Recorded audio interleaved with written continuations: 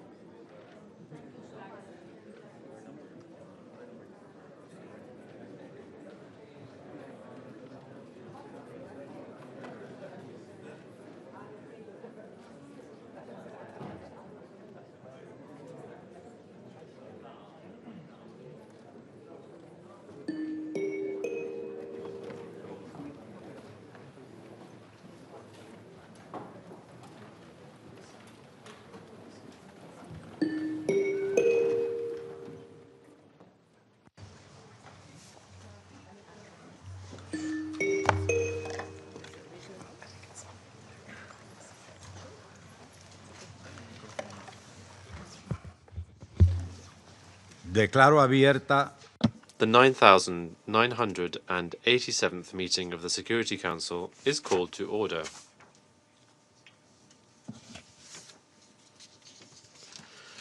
The provisional agenda for this meeting is the situation in the Middle East, including the Palestinian question. The agenda is adopted.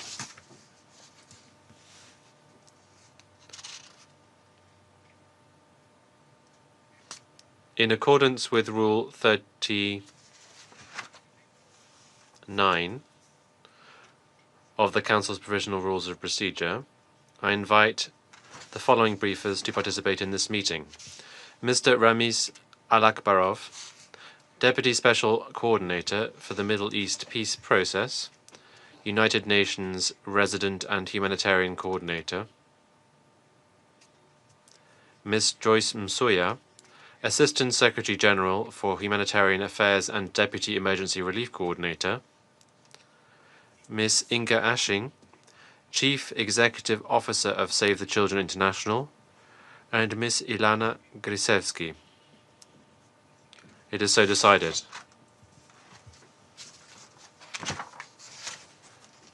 I propose that the Council invite the permanent observer of the Observer State of Palestine to the United Nations to participate in the meeting, in accordance with the Provisional Rules of Procedure and the previous practice in this regard.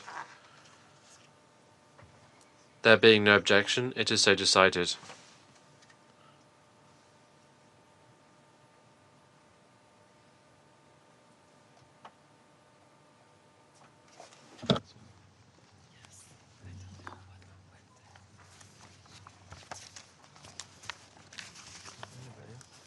Israel. De conformidad con el artículo 30. In accordance with Rule 37 of the Council's Provisional Rules of Procedure, I invite the representative of Israel to participate in this meeting. It is so decided.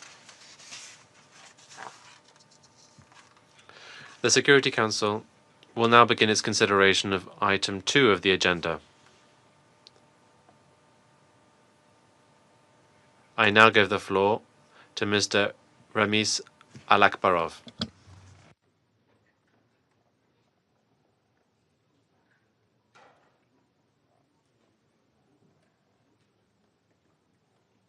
Today, the world looks on in horror as the situation in the occupied Palestinian territories continues to deteriorate to the level not seen in recent history. Over 22 months into hostilities, Gaza is sinking deeper in disaster, marked by rapidly mounting civilian casualties, mass displacement, and now famine. The hostages held by Hamas and other Palestinian armed groups continue to languish in appalling conditions. Meanwhile, the occupied West Bank, including East Jerusalem, is also facing an unprecedented crisis. Relentless expansion of settlements, demolitions, intensifying violence continue to undermine any prospect of peace. The choice could not be clearer. Continue the current path of perpetual conflict, entrenching the occupation, or recommit to a political process that will solve the conflict, end the occupation, and realize a two-state solution. Mr. President, tragically, there is no end in sight to the conflict in Gaza.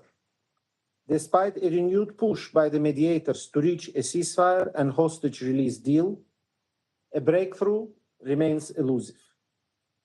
Israeli strikes have intensified throughout Gaza, hitting IDP tents, schools, hospitals, and residential buildings.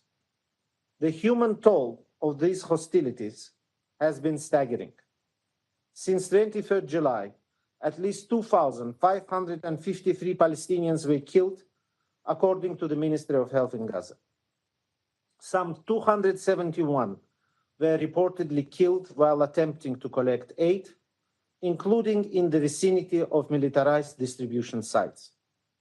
Palestinian armed groups also continue to target the IDF and sporadically launch rockets towards Israel. Journalists continue to be targeted, with over 240 journalists killed in Gaza since the conflict began. On August 10, an Israeli airstrike hit a tent used by journalists in Gaza City, killing 6 journalists. The IDF said they were targeting Al Jazeera correspondent Anas al-Sharif, who they said was the head of a Hamas cell. On 25th August, Israeli strikes on Nasser Hospital in Khan Yunis killed at least 20 Palestinian civilians, including medical personnel and journalists. I reiterate the Secretary General call for an independent and impartial investigation into these killings.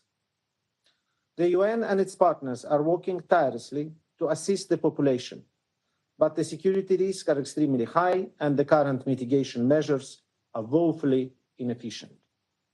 On my recent visit to Gaza, I was stunned at the scale of the destruction and suffering. I met humanitarian workers risking their lives to deliver aid while themselves living in intolerable conditions.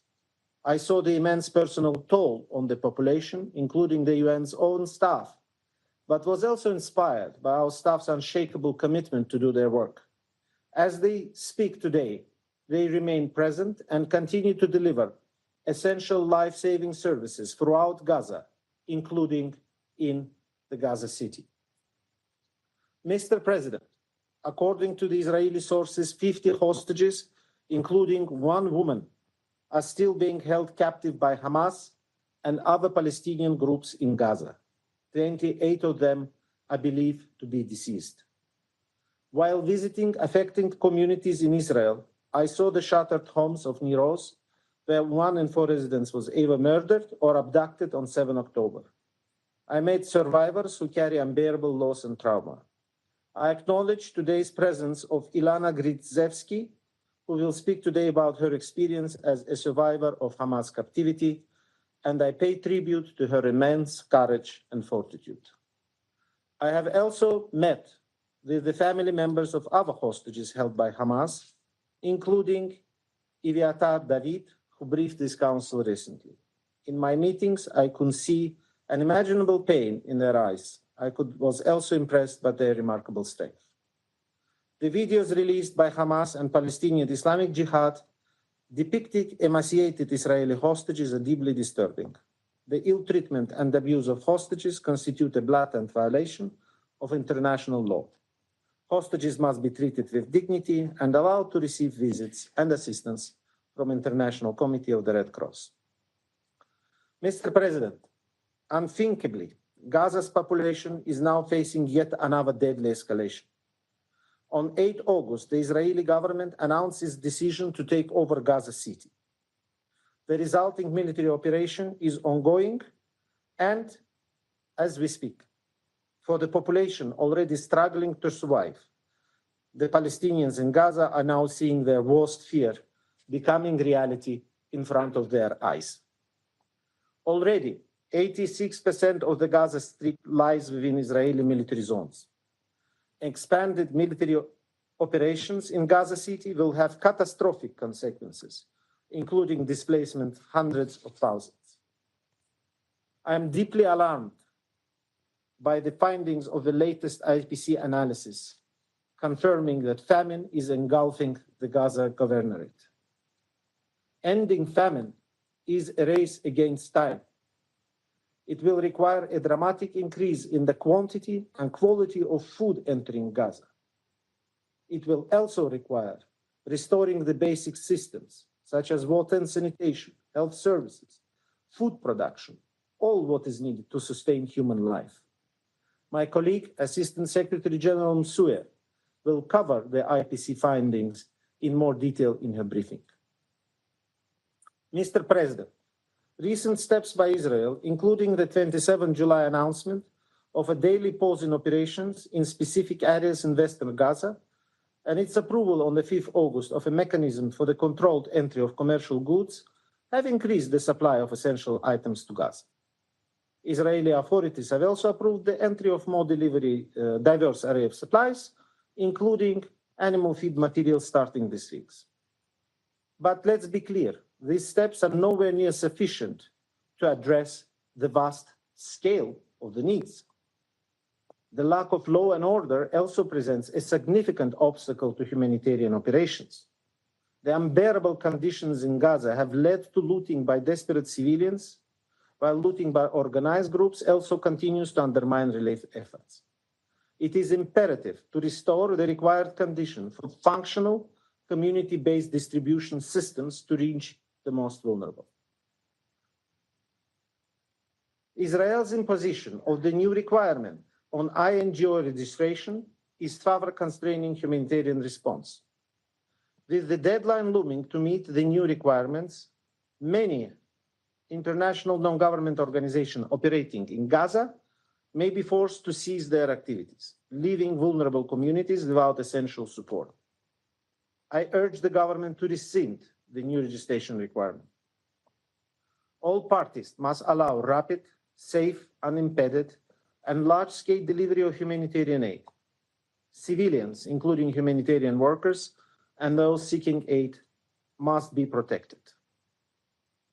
Mr. President, for the sake of humanity, I urge all sides to put an end to this brutal war immediately. The only way to stop the immense and undescribable human suffering is through a full, immediate, and permanent ceasefire and the unconditional release of all hostages. Mr. President, the situation in the occupied West Bank, including East Jerusalem, continues to spiral dangerously downward. The territory envisaged for the future Palestinian state is shrinking, while a one-state reality of unlawful occupation and perpetual violence is rapidly advancing. During the reporting period, Israeli security forces continued operations in northern cities and refugee camps. More than 32,000 residents of 3 camps remain displaced as the result of these ongoing operations. They must be able to return to their homes and services, including those of UNRWA, which must be restored. In total, in the West Bank, 9 Palestinians, including 4 children, were killed by the Israeli security forces during the reporting period. Attacks by Israeli settlers have continued, often in the presence of Israeli forces, resulting in 3 Palestinians killed, damage to Palestinian property, and displacement of Palestinians' families. Attacks by Palestinians against Israelis also continued, with no fatalities reported in the last month. On 28 July, Palestinian activist Auda Hathalin was shot and killed by a settler in Masafer Yatta, and his 5-year-old son Vatan stood by, witnesses his father's death. When visiting the family, I held Vatan in my arms and thought about enormous tragedy of his future life without a father and with his community facing the constant threat of violence and displacement. No child should face such horror. Perpetrators of settler violence must be held to account. Palestinians must be able to live safely on their land. Mr. President, since 7 October 2023, settlers' attacks have escalated in frequency and become more violent and deadly. These attacks have increasingly led to forced displacement. Frequently, settlers then move into areas that were fully displaced and establish outposts with the acquiescence of Israeli authorities. This leads to further settlement expansion and consolidation of Israeli control. Corresponding government decisions are fast-tracking settlement expansion, including in the most highly strategic areas. On 20th August, the Israeli High Planning Committee approved a plan on the construction of more than 3,400 housing units in the area EU1. If implemented, the move would effectively see a connection between the northern and southern West Bank. As such, it would undermine the possibility of a viable and contiguous Palestinian state.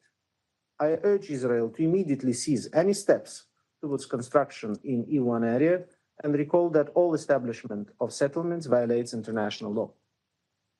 Meanwhile, Israeli authorities continue to demolish Palestinian-owned structures, leading to displacement of 175 Palestinians, including 70 children.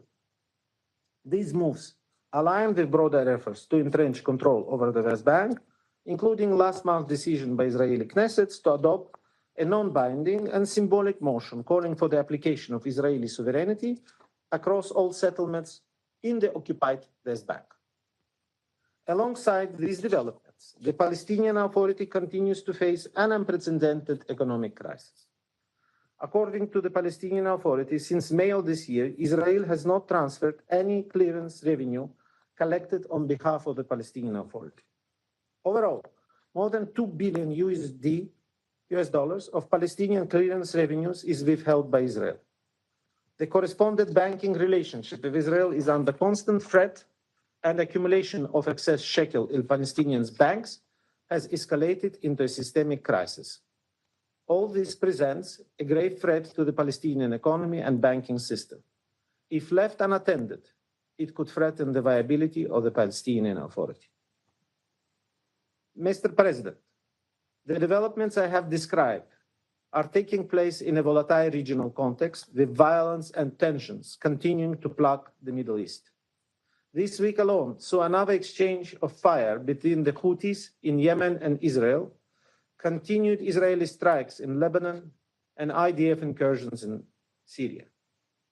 I welcome ongoing diplomatic efforts to de-escalate tensions and urge implementation of all relevant UN resolutions and existing agreements.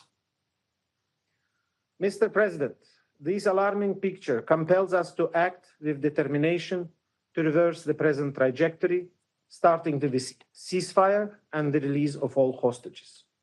What is needed now is a bold action to resolve the conflict, end the occupation, and re-establish a political horizon. In this regard, I welcome the convening of the high-level conference on the implementation of two-state solution, co-chaired by France and the Kingdom of Saudi Arabia. The message from the international community is clear. The two-state solution remains the only viable path towards just and lasting resolution of the Israeli-Palestinian conflict. We must work collectively now to advance practical steps, including through our engagement at the upcoming UN General Assembly High-Level Week in September. With Gaza immersed in a situation so horrendous that it defies basic humanity, and with the West Bank facing genuine threats to its long-term existence, we can no longer wait.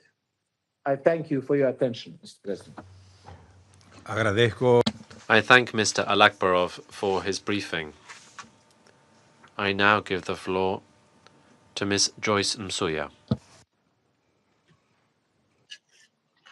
Mr. President, members of the Council, as I brief today, I'm reminded of previous messages we have delivered to this Council over the past months, cautioning that famine, then a worst-case scenario, was becoming increasingly likely. On 22nd of August, the Integrated Food Security Phase Classification Famine Review Committee confirmed that famine is now occurring in Gaza Governorate and is projected to expand further to Deir al-Balah and Khan Yunis by the end of September. Allow me to share some numbers. Over 500,000 people currently face starvation, destitution, and death. By the end of September, that number could exceed 640,000. Approximately 1 million people are in emergency IPC phase 4, and over 390,000 are in crisis IPC phase 3. Virtually no one in Gaza is untouched by hunger. At least 132,000 children under the age of 5 are expected to suffer from acute malnutrition between now and mid-2026. The number of those at risk of death among them has now tripled to over 43,000. For pregnant and breastfeeding women, that number is predicted to surge from 17,000 to 55,000. My colleague from Save the Children will speak in greater depth on this. The suffering of children remains one of the most heartbreaking dimensions of this crisis. Mr. President, behind these stark numbers are human lives, daughters, sons, mothers, and fathers, futures cut short and communities scarred. The Famine Review Committee has been called 5 times to assess food security and nutrition in Gaza. We sounded the alarm after each of these assessments.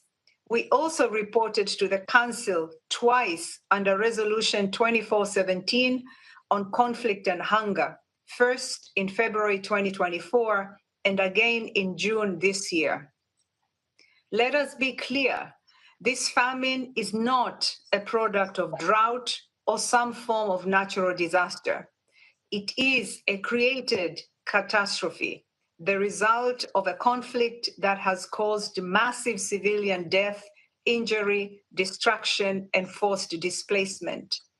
Last month, over 100 Palestinians on average were killed every day, according to the estimates by Gaza's Ministry of Health, nearly twice the average daily toll recorded in May. In the same period, some 800,000 people were newly displaced, pushed into overcrowded areas that lack shelter and other essentials. This famine is also the result of 22 months of restricted and compromised delivery of essential humanitarian and commercial supplies, degraded health and nutrition systems, lack of adequate shelter, and broken water sanitation and hygiene networks, which have accelerated the spread of disease and turned menstrual hygiene into a nightmare for women and girls. The famine in Gaza is also the result of a destroyed food production system where 98% of the cropland is damaged or otherwise inaccessible, and where livestock is decimated, as ASG Alakbarov has just shared. Mr. President, we have seen an uptick in aid entering Gaza over the past weeks, including in the number of trucks and fuel tankers.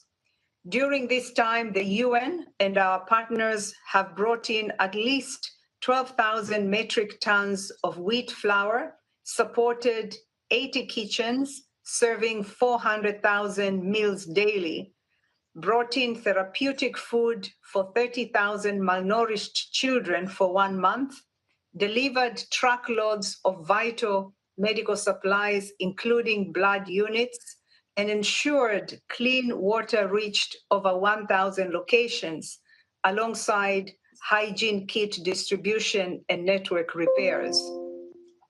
Limited commercial traffic has also resumed in the past weeks. This has helped to bring down prices of key commodities, although they remain elevated and largely out of reach for much of the population. And after a long pause, supplies of animal fodder have resumed over the past several days. These are important developments, but they will neither reverse famine nor stop it in its tracks. To meet the needs of 2.1 million starving and hungry people, we need much, much more. We need to bring in and deliver greater volumes of life-saving assistance. We need the restrictions on essential items to be lifted. And we need a halt to the delays and denials that undermine our work every day.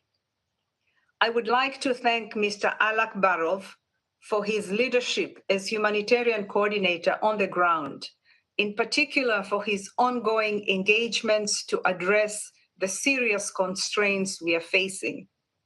Mr. President, international humanitarian law is a vital safeguard against hunger in conflict. It prohibits the use of starvation of civilians as a method of warfare and forbids attacks on objects essential to civilian survival, such as food, water, and agriculture infrastructure.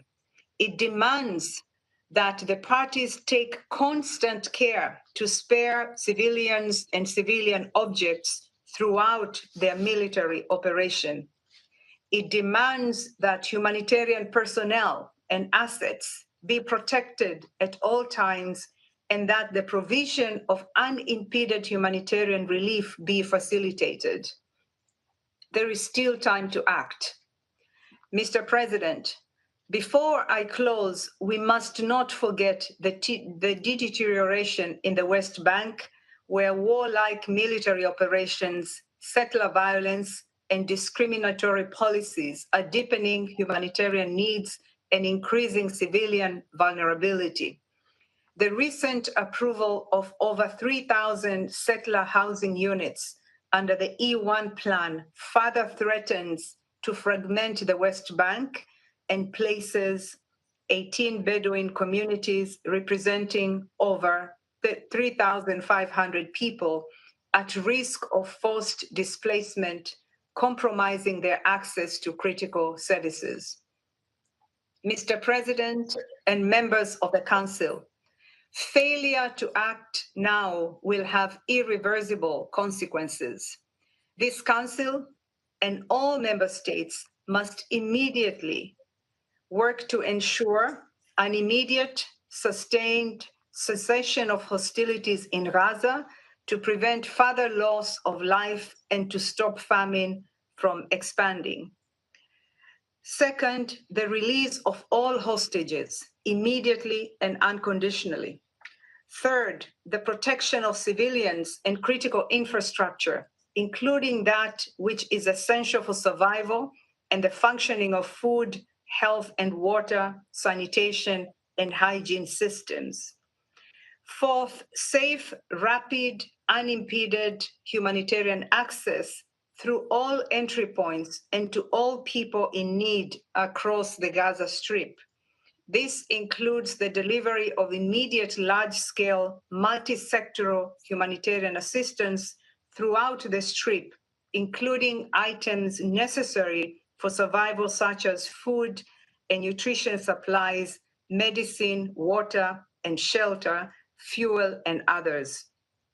Fifth, the restoration of commercial flows of essential goods at scale, market systems, essential services, and local food production. Ending this human-made crisis demands that we act as if it were our mother, our father, our child, our family trying to survive in Gaza today. We must all do more and quickly. Thank you. Agradezco. I thank Ms. Nsuya for her briefing. I now give the floor to Ms. Inga Ashing. Mr. President, members of the Security Council, the Gaza famine is here. An engineered famine, a predicted famine, a man-made famine. As we speak, children in Gaza are systematically being starved to death. This is a deliberate policy. This is starvation as a method of war in its darkest terms. So the children's clinics in Gaza are overwhelmed by need, every bench packed with malnourished children and their mothers. Yet our clinics are almost silent now. Children do not have the strength to speak or even cry out in agony. They lie there, emaciated, quite literally wasting away. Their tiny bodies overcome by hunger and disease. The medical and specialized nutrition supplies they need all but used up. Without these, malnourished children will die. A few kilometers away stand ready a sea of supplies. Thousands upon thousands of truckloads of life-saving items, all blocked. The government of Israel could end this famine tonight if it choose to, and end its deliberate obstruction and let humanitarians do our work. Instead, there are reports of escalation in Israeli military activity in Gaza City, more attacks on hospitals, more killing. Mr. President, at our child-friendly spaces, children draw what we call wishing clouds so that they can imagine a better future. In Gaza, children used to wish for school or peace or to see their friends again. Once the total siege began in March, children would increasingly tell us that they wish for food, that they wish for bread. These past few weeks, more and more children have shared that they wish to be dead. One child wrote, "I wish I was in heaven where my mother is. In heaven there is love, there is food and water." Children are being killed in Gaza by bombs, bullets, and now starvation. An entire generation at risk of being wiped out. Every decision maker in every capital in the world, everyone in this room, has a legal and moral responsibility to act to stop these atrocities. Famine means that there are no more breaking points and no more alarm bells. It is the worst case scenario. We told you this was coming, loudly and clearly. It has been constructed by design for 2 years. Famine is a technical term. It is determined by an independent, globally respected body known as the IPC. When there is not enough food, children become acutely malnourished and then they die, slowly and painfully. This, in simple terms, is what famine is. By measuring a child's weight related to their height and their upper arm to assess the amount of body fat and muscle they have left, we can objectively measure in real time the slow descent into the horror of starvation. The lives of at least 132,000 children under the age of 5 in Gaza are now at risk of acute malnutrition. This number has doubled since May 2025. Every other indicator confirms the IPC's assessment. In the first 2 weeks of August, well over half of pregnant women and new mothers screened at Save the Children's clinics were malnourished, 7 times higher than before the siege began in March. We have since run out of the supplement designed to prevent pregnant women and new mothers becoming malnourished.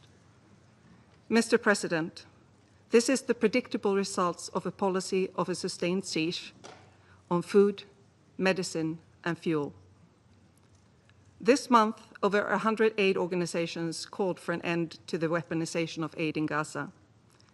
These NGOs have worked in the occupied Palestinian territories for decades and are trusted and experienced. Israeli authorities have rejected requests from dozens of NGOs to bring in life-saving goods to Gaza and have tied continuous operations to new registration rules. These registration rules require impartial humanitarian actors to take actions that are unlawful, unsafe, and incompatible with humanitarian principles. The result is a further obstruction to unhindered, principled humanitarian access. Children in Gaza do not need so-called creative solutions, not airdrops that deliver almost no aid while occasionally hitting and killing civilians, nor creating inhumane militarized distribution systems where hundreds of civilians have been killed seeking food, forcing those who survive to choose between being maimed and humiliated collecting scraps of food or watching their loved ones waste away before their eyes. Families we support increasingly refer to these distribution points as the jaw of death. Instead, children in Gaza need member states to take action. The endless violence, cruel and illegal siege, block on the UN-led humanitarian system, mass killing of humanitarian workers, ban on UNRWA, and obstruction and threats of deregistration against NGOs are driving the humanitarian catastrophe, which in its turn is causing famine. Independent entities mandated to conclude and determine whether atrocity crimes and war crimes are taking place have done so. In addition, grave violations against children are being committed at an unprecedented rate across the occupied Palestinian territory, according to the Secretary General's annual report. The overwhelming majority were perpetrated against Palestinian children, though there are violations against Israeli children too, including children being taken hostage. Every child has the right to survival, to safety, and to a future. Any violation is a breach too far. Violence in the West Bank have been escalating at an alarming rate. Children face home demolitions, displacement, harassment, and intimidation by Israeli forces and settlers, including on the way to and during school. The mental health toll this has on their still forming minds is devastating. Save the Children is particularly alarmed by the detention of Palestinian children in the Israeli military detention system, which is a long-standing child rights crisis. No child should ever come in contact with a military court. Yet Palestinian children are the only ones in the world who are systematically prosecuted in military courts. These courts do not meet international juvenile justice standards. It is an abusive, inhumane system where children consistently report being physically, emotionally, and sexually abused, humiliated, and starved. Children held in this system must be released immediately to prevent further harm and protect them from practices that could amount to torture. The military detention of Palestinian children must end. There must be accountability for all crimes committed against children, against civilians, and hostages. Mr. President, children in Gaza urgently need the following: an immediate and definite ceasefire and the release of all children deprived of their liberty, including hostages and children held in military detention. The government of Israel must lift the siege and let the aid flow. The only way to achieve this is through unimpeded UN-led coordination. Member states must take action, support accountability mechanisms, end armed transfers, refuse to fund militarized aid schemes, do not risk complicity in atrocities. Members of the Security Council, I would like to conclude by explaining briefly what malnourishment and starvation means for a child. After one day without food, children begin to change. They suffer a loss of energy, concentration, and become upset. After several days without nourishment, their body starts to degrade. Their bodies begin consuming their own fat to survive. They lose their appetite and become unable to focus. After 2 weeks, the process accelerates and their small bodies rapidly deteriorate. Heart, liver, kidneys weaken, infections spread with ease as their immune system collapses. They become vulnerable to diarrhea, pneumonia, sepsis. At this stage, there is no fat left, so the body begins to literally consume itself, slowly, painfully eating the muscles and other vital organs. Belly swell and skin becomes fragile. At 3 weeks, the process of starvation has reached its final catastrophic phase. Children get lesions on their eyes and they go blind.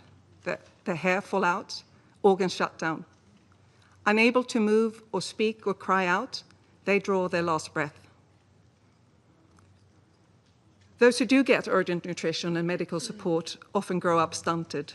A stunted child will likely have impaired cognitive development, a weakened immune system, and increased risk of chronic diseases. Babies born to malnourished mothers are likely to be forever smaller themselves. Many effects of famine cannot be reversed. The death and loss, the physical and mental harm will last lifetime and even generations. In the words of a nutrition nurse who works in one of our silent clinics, she said, "Hunger is written on the bodies of our children, a constant reminder that survival itself has become uncertain in Gaza." For almost 2 years, the international community has failed to protect Palestinian children. Until you choose to act, this is the fate you are guaranteeing a generation of children in Gaza. Inaction is a choice. Indecision is complicity. Children have reached their breaking points. Where is yours? Thank you. I thank Ms. Ashing for her briefing. I now give the floor to Ms. Ilana Gritsevsky. Mr. President, members of the Security Council, ambassadors, estoy hoy aquí. I am here today before you, not just to raise my voice, but also for those who are not able to be here today, those who have still been kept hostage, or those who were brutally assassinated. My name is Ilana Gritsevsky. I was born in Mexico into a Jewish family, profoundly connected to Israel. My home was always full of traditions and customs linked to Israel. One of my memories of childhood is to understand the work undertaken by many international organizations such as the UN and UNICEF. When I was in school, we always proudly promoted the values that I had learned from the institutions. However, I'm now here, and I'm wondering, where were these organizations when I needed them most? I made Aliyah to Israel by myself. That decision was driven from my need to feel safe. Safe in a country which is free of danger from delinquents and cartels. A country where I can feel connected to my people, its culture, and have a future. Leaving everything behind wasn't easy, but I knew I was on the right path. Near us, a kibbutz near the border with Gaza, I built a home with my partner, Matan Sangauker. Our life was simple, ordinary, full of plans. I own a bakery, and later I was a manager of a greenhouse. Until October 7, shattered everything. At 6:30 in the morning, my life changed forever. That morning, Matan and I were sleeping at home, surrounded by everything we love. Within minutes, terror was upon us. We wake up to sirens, like every time before. Without imagining that this time, it was not just sirens. It was an attack by armed, funded, and violent terrorists who entered our home with intention to destroy everything dear to us. At first, we heard gunshots and shouts in Arabic, and immediately realized that hell was before us. We looked ourselves in the same room, Matan holding the door with all his might. Wael tried to calm our dog Nuni and keep him quiet, but we already know. They were going house to house in our kibbutz, near us, looking to kill, kidnap, and rape. It was our turn. They broke into my house, shooting in everything direction and breaking everything until Matan could no longer hold the door of the safe room. At that moment, we jumped out the window in an attempt to escape death. In that moment, I lost contact with Matan. I hid behind a cabinet on the back porch of my neighbors, Gadi and Judith's house. Gadi Haggai and Judith Weinstein Haggai, like so many others in Iros, were murdered on October 7, and their bodies were taken into Gaza. Slowly, I hear the sound of dry lives breaking and the shout of terrorists approaching. And then they grabbed me by my hair, hit me on the stomach, causing me lose my breath. They dragged me across the floor, lift me, and throw me against the wall. They put me guns at me, tried to fill me with my phone. I raised my hands, told them I was Mexican, begging them not to hurt me, not to rape me, not to shoot me, just let me go. The only thing I could think was having why my family have to see me end my life like this. The terrorists beat me, humiliate me, touched me all over, threw me on the motorcycle, and took me to Gaza. I saw near us the place where we built our life turn to ash. On the way to Gaza, when they start to touch me and sexual abuse me, I passed out physically and mentally. I couldn't hold it anymore. I guess my body prefers to shut down. They keep beat me because for them I was a prize. I wake up in a some rain house, lying half naked on rocks, surrounded by Hamas terrorists. I had to beg not to be raped. I'm telling them I was on my period. At first, they didn't understand if I was on my period or I was pregnant, but nevertheless, that made them leave me alone. They threw me a hijab, a dress, at me, and ordered me to get dressed. I didn't know exactly what had been done to my body in those last minutes when I was in condition, but my soul already knew. Nothing will be ever the same. I was suffering for a fractured jaw, a broken pelvis, ear damage for explosion, and a burn leg. One of the first day, many people came to see me, to play main games. One of them fixated on me. He told me I would never leave, that I was beautiful, that we were going to marry and have children. Even if there is a deal, I will not be released. He handed me with his gun, told me to play with it, and stole all my jewelry. The next day, around noon, they brought me another hostage from near us. That gave me strength. I realized I wasn't alone. We looked out for each other. After a week, our wars told us that the IDF is going to attack the house, so we need to move to a different place.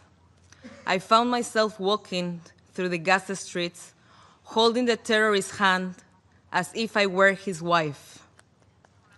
When we arrived at the other apartment, all of the neighbors came out to see the new prize. They knew exactly who we are. We stayed there for only one day and moved again. This time, they took us to a dirty house full with cockroaches. We slept on the floor with a thin mattress that wasn't a really mattress. We spent over 14 days there with barely any food, almost no water, constant psychological terror, no basic human or humanitarian needs, such as medicine, showers, hygienic products.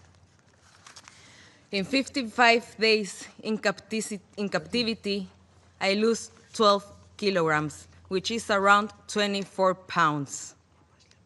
They did not give me any medicines. No doctor came to see me, even though I told them that I was suffering from colitis and anemia.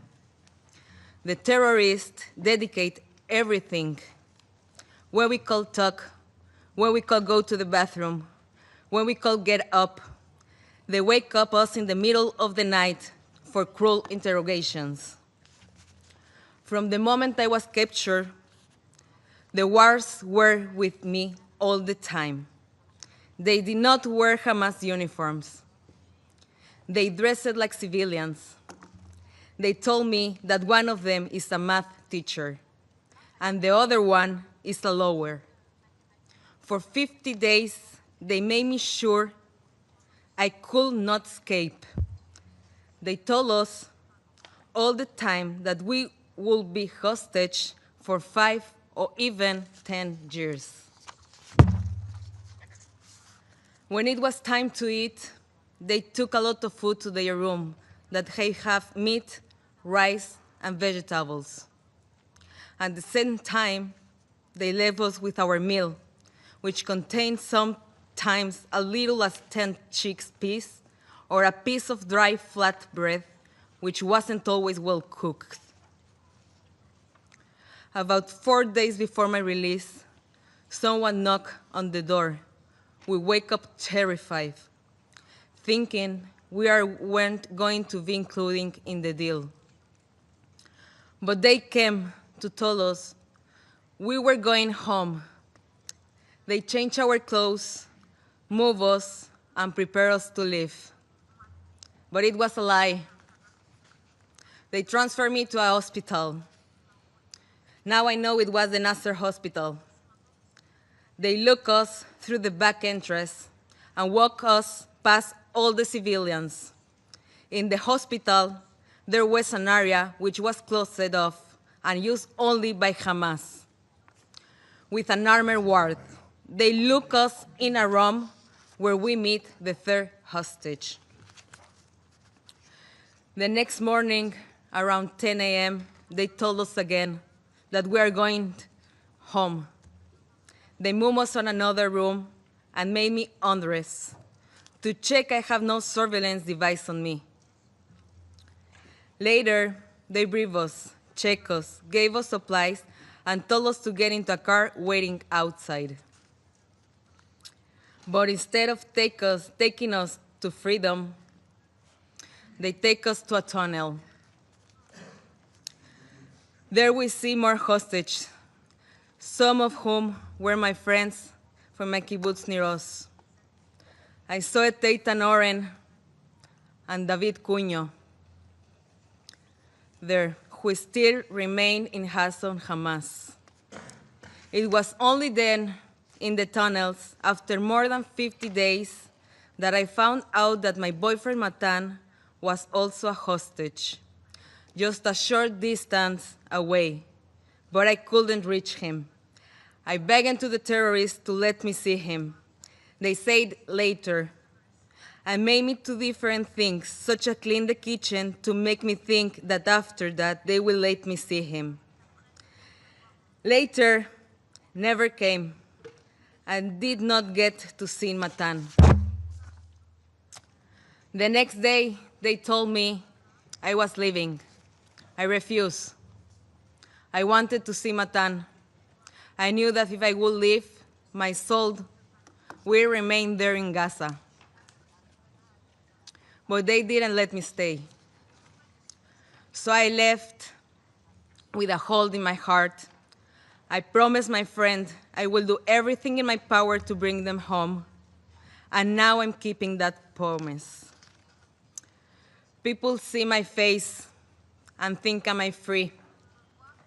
But freedom is not a switch you can turn on and off.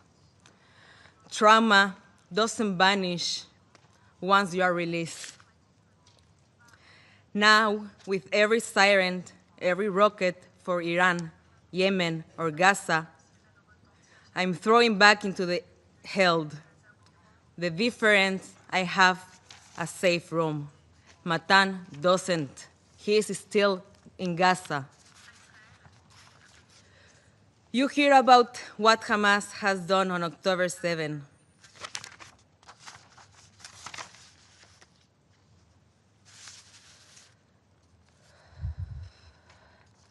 Women were raped, abused, and humiliated, and the world chose silence. Why is our pain treated as less? Why our histories questioned, denied, erased? I am here not just for myself, but for every woman and man who didn't make it home, for every voice which was ignored, for the 50 hostages still in Gaza, for their families. I'm calling on human rights groups and everyone who claims to care stand with us, speak up, demand the truth, because silent is betrayal. Matan, stay strong. Don't lose hope. Your mom, sister, our dog Nuni, and I are all waiting for you. También estoy aquí. I am also here. I am also here today as a Mexican woman, because that's where I was born, where the cartels kill and torture people. They call them as they are. Terrorists, criminals, delinquents.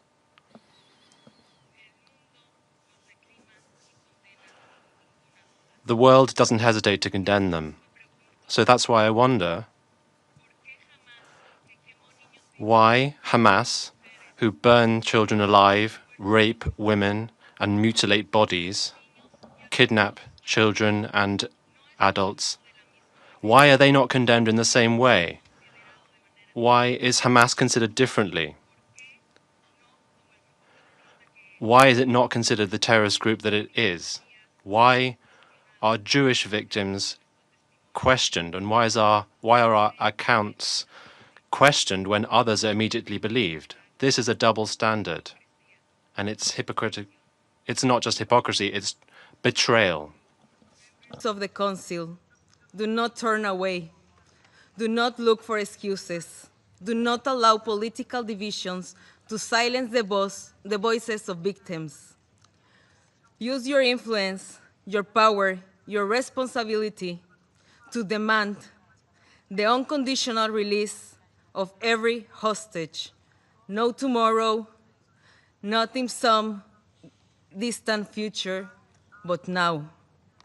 We need to make a deal. People in Israel want this war to end. Bring them home. Bring Matan home.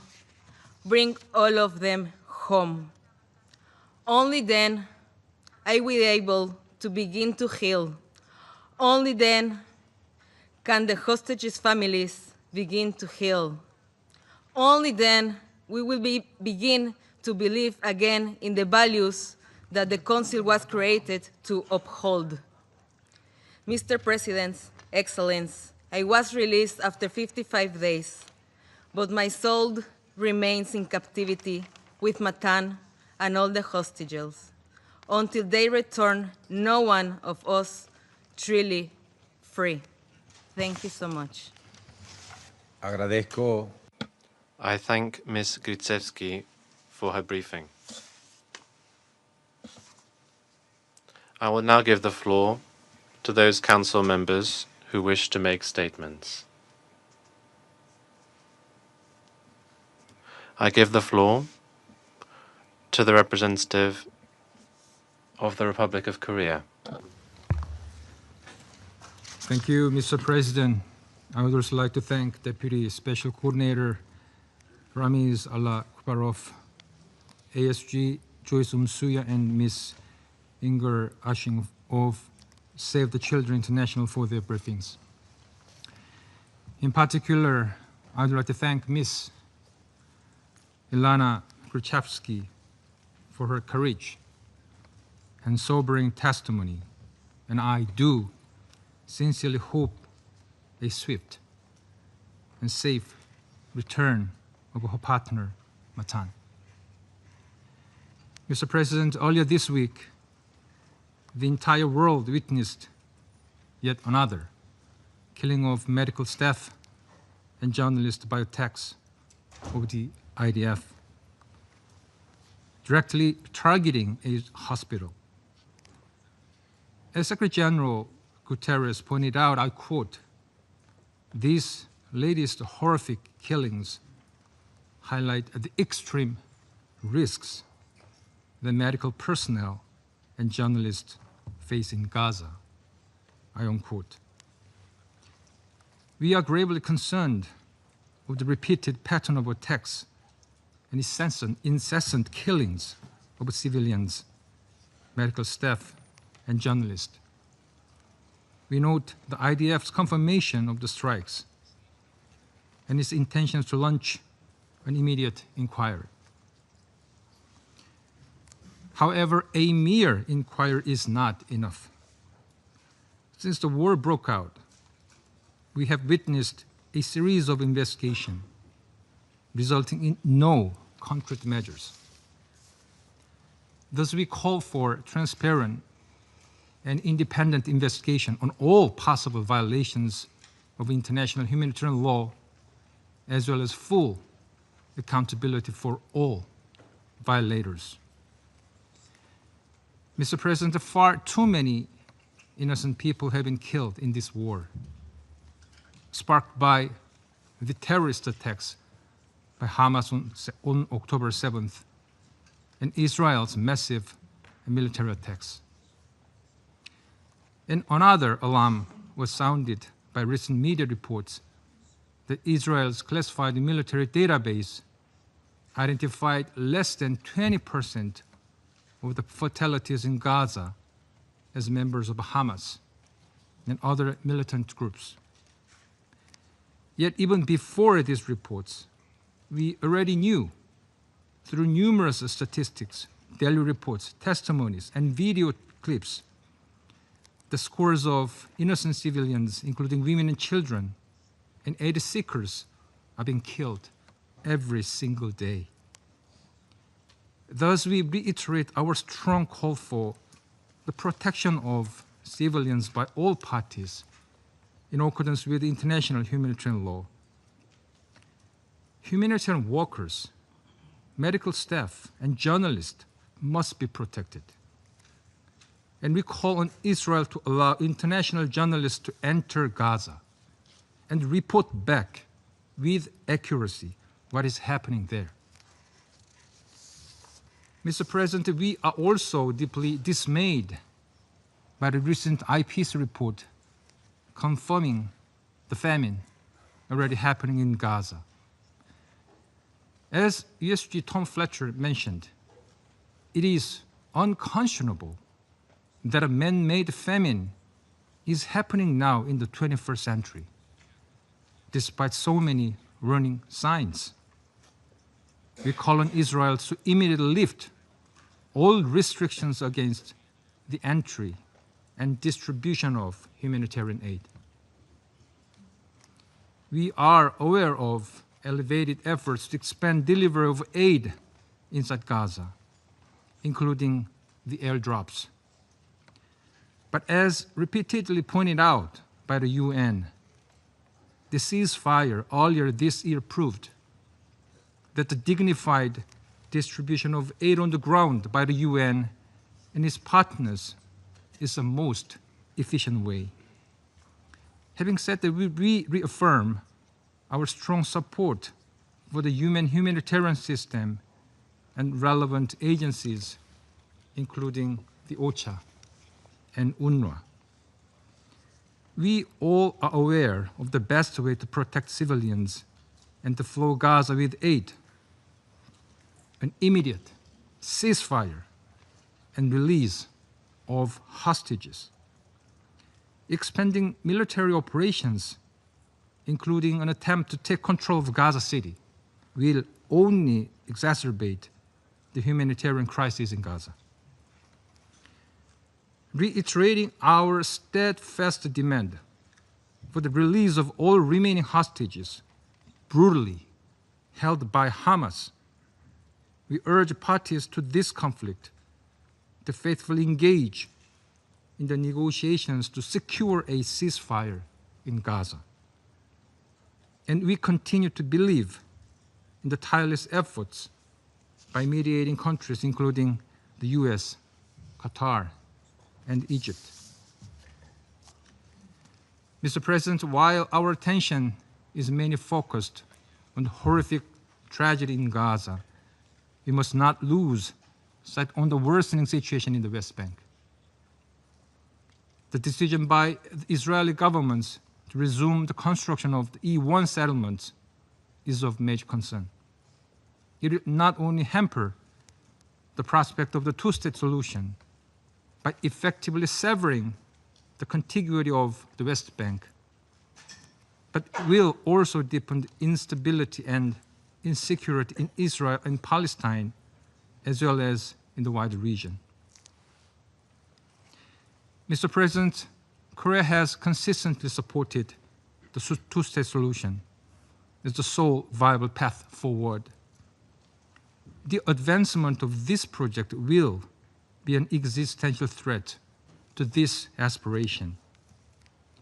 We thus call on the Israeli government to reverse its decision. Any other unilateral actions that are in violation of Resolution 2334, including settler violence, demolition of homes, displacement of Palestinian civilians, and provocative actions must also stop. We hope that enhanced efforts by the international community to revive the prospect of the two-state solution will soon pave the way toward a secure future for the Middle East based on the harmony and coexistence. I thank you, Mr. President. Agradezco. I thank the representative of the Republic of Korea for the statement. I now give the floor to the representative of Algeria. Mr. President, at the outset, we thank ASG Msuya and Deputy Special Coordinator Al-Akbarov for their sobering briefings. We listened attentively to Ms. Ashing and Ms. Gryziewski, who brought to this Council the perspective of human suffering. For Algeria, this is not an abstract debate. Our compass points in one direction, and one direction only toward morality and legality, and also empathy toward all those who are suffering. We call, and we will continue to call for an immediate and conditional and permanent ceasefire, the only condition that can end the agony of Gaza.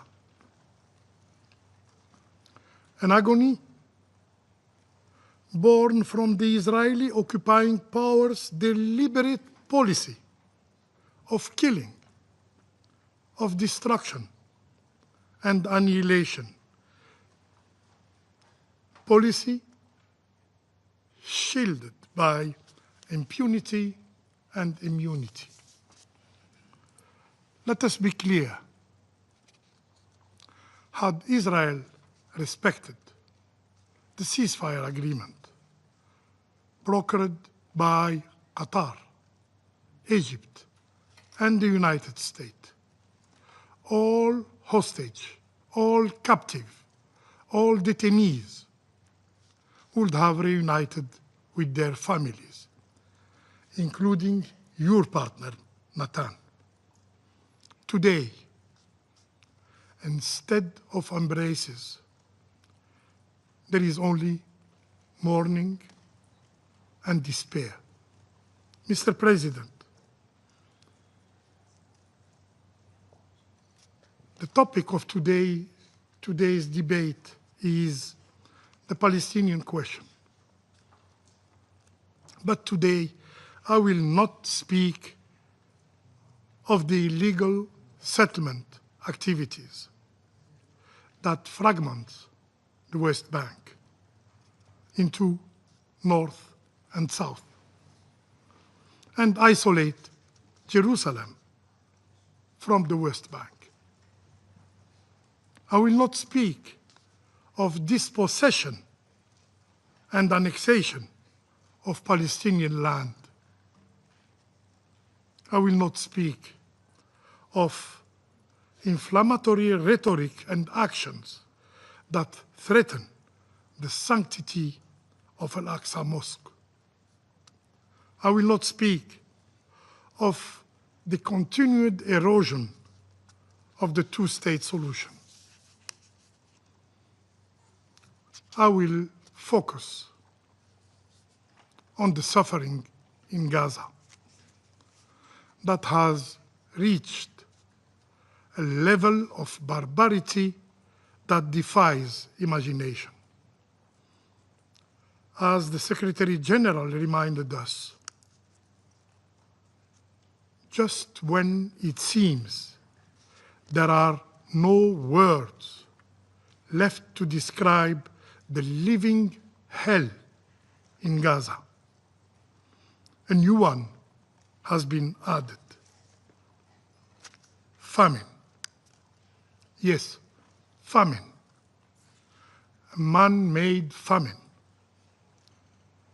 We have been warning of it. Now, famine is confirmed by the IPC.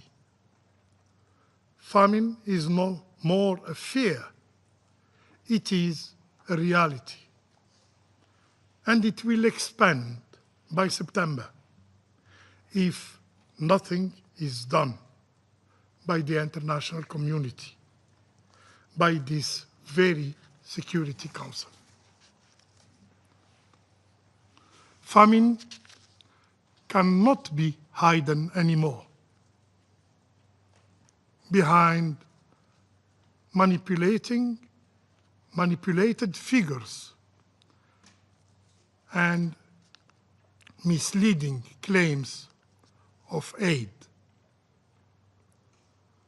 Famine cannot be addressed through restricted access or token and impactless airdrops. Airdrops conducted only to soothe the conscience. Famine. Famine is the shame that will haunt all of us, all who could act and choose silence. But famine, Mr. President, is not only a word in a report. It has faces.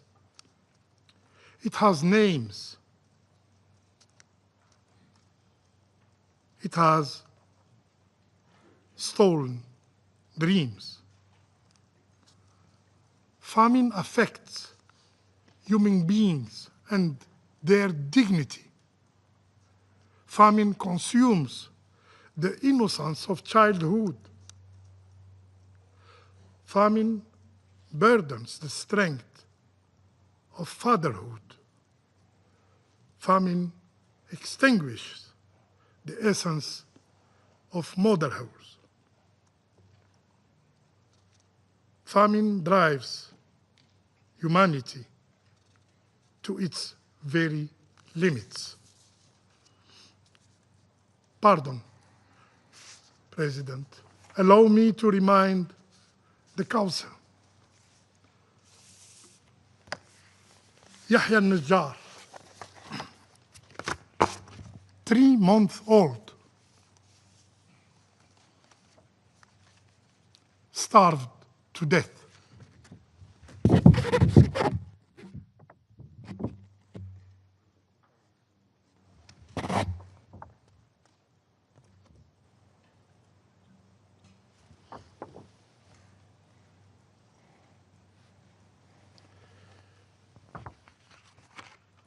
His mother, words cut deeper than any statistic. I quote, "He survived his last 4 days only on water infused with an ice.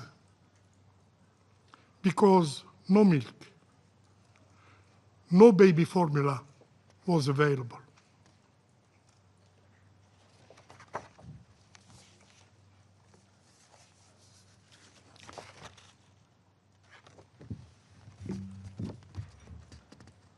Yazan Abu Ful, 2-year-old. He is still alive. He stands shirtless in the hand of his father. Do you have children? Do you have grandchildren? Imagine being Yazan's parents, empty of despair, watching the candle of his life drop while powerless to help. Yazan Abu Fil, 2-year-old.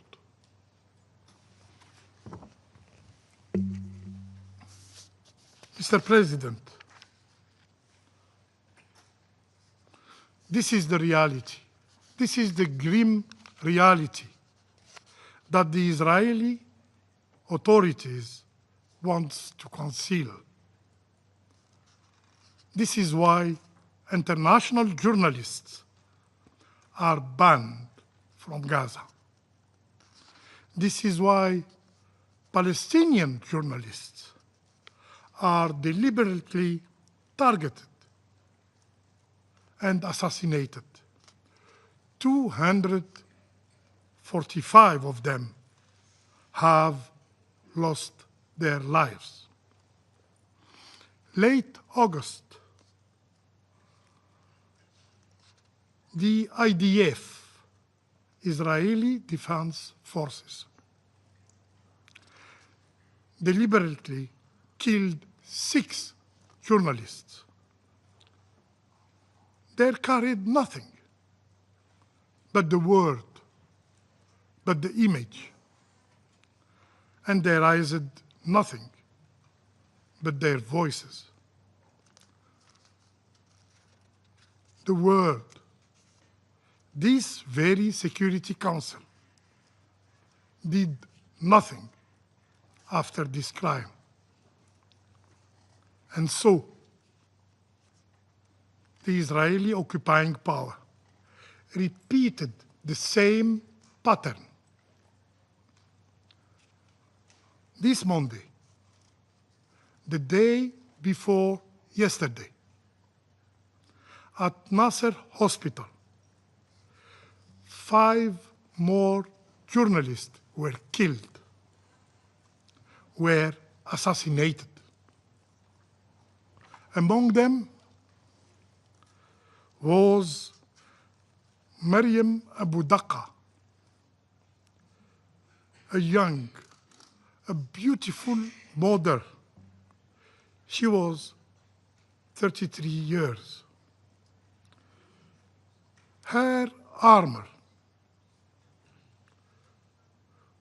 was her press vest. Her weapon, a camera.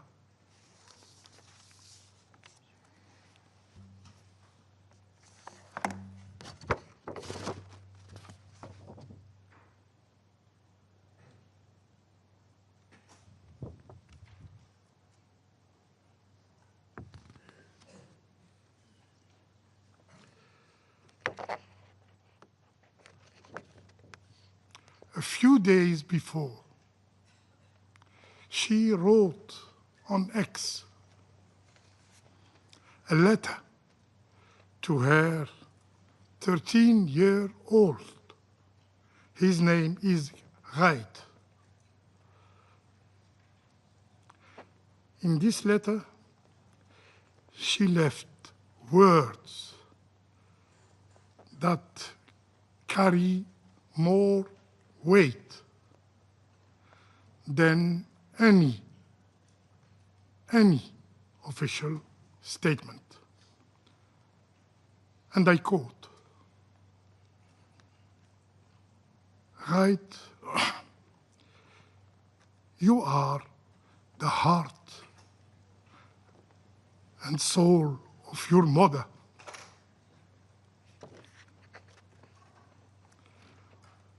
When I die,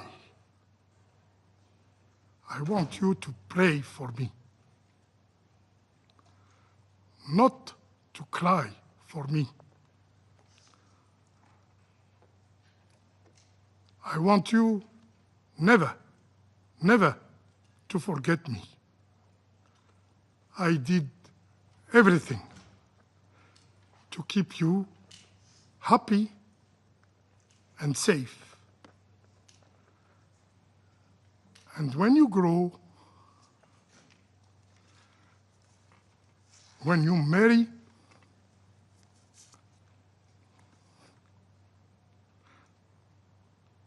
and when you have a daughter,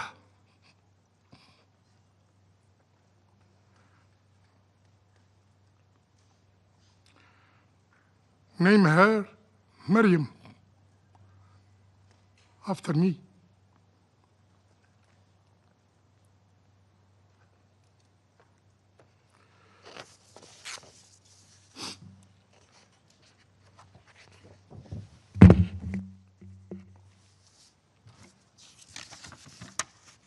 Mr. President,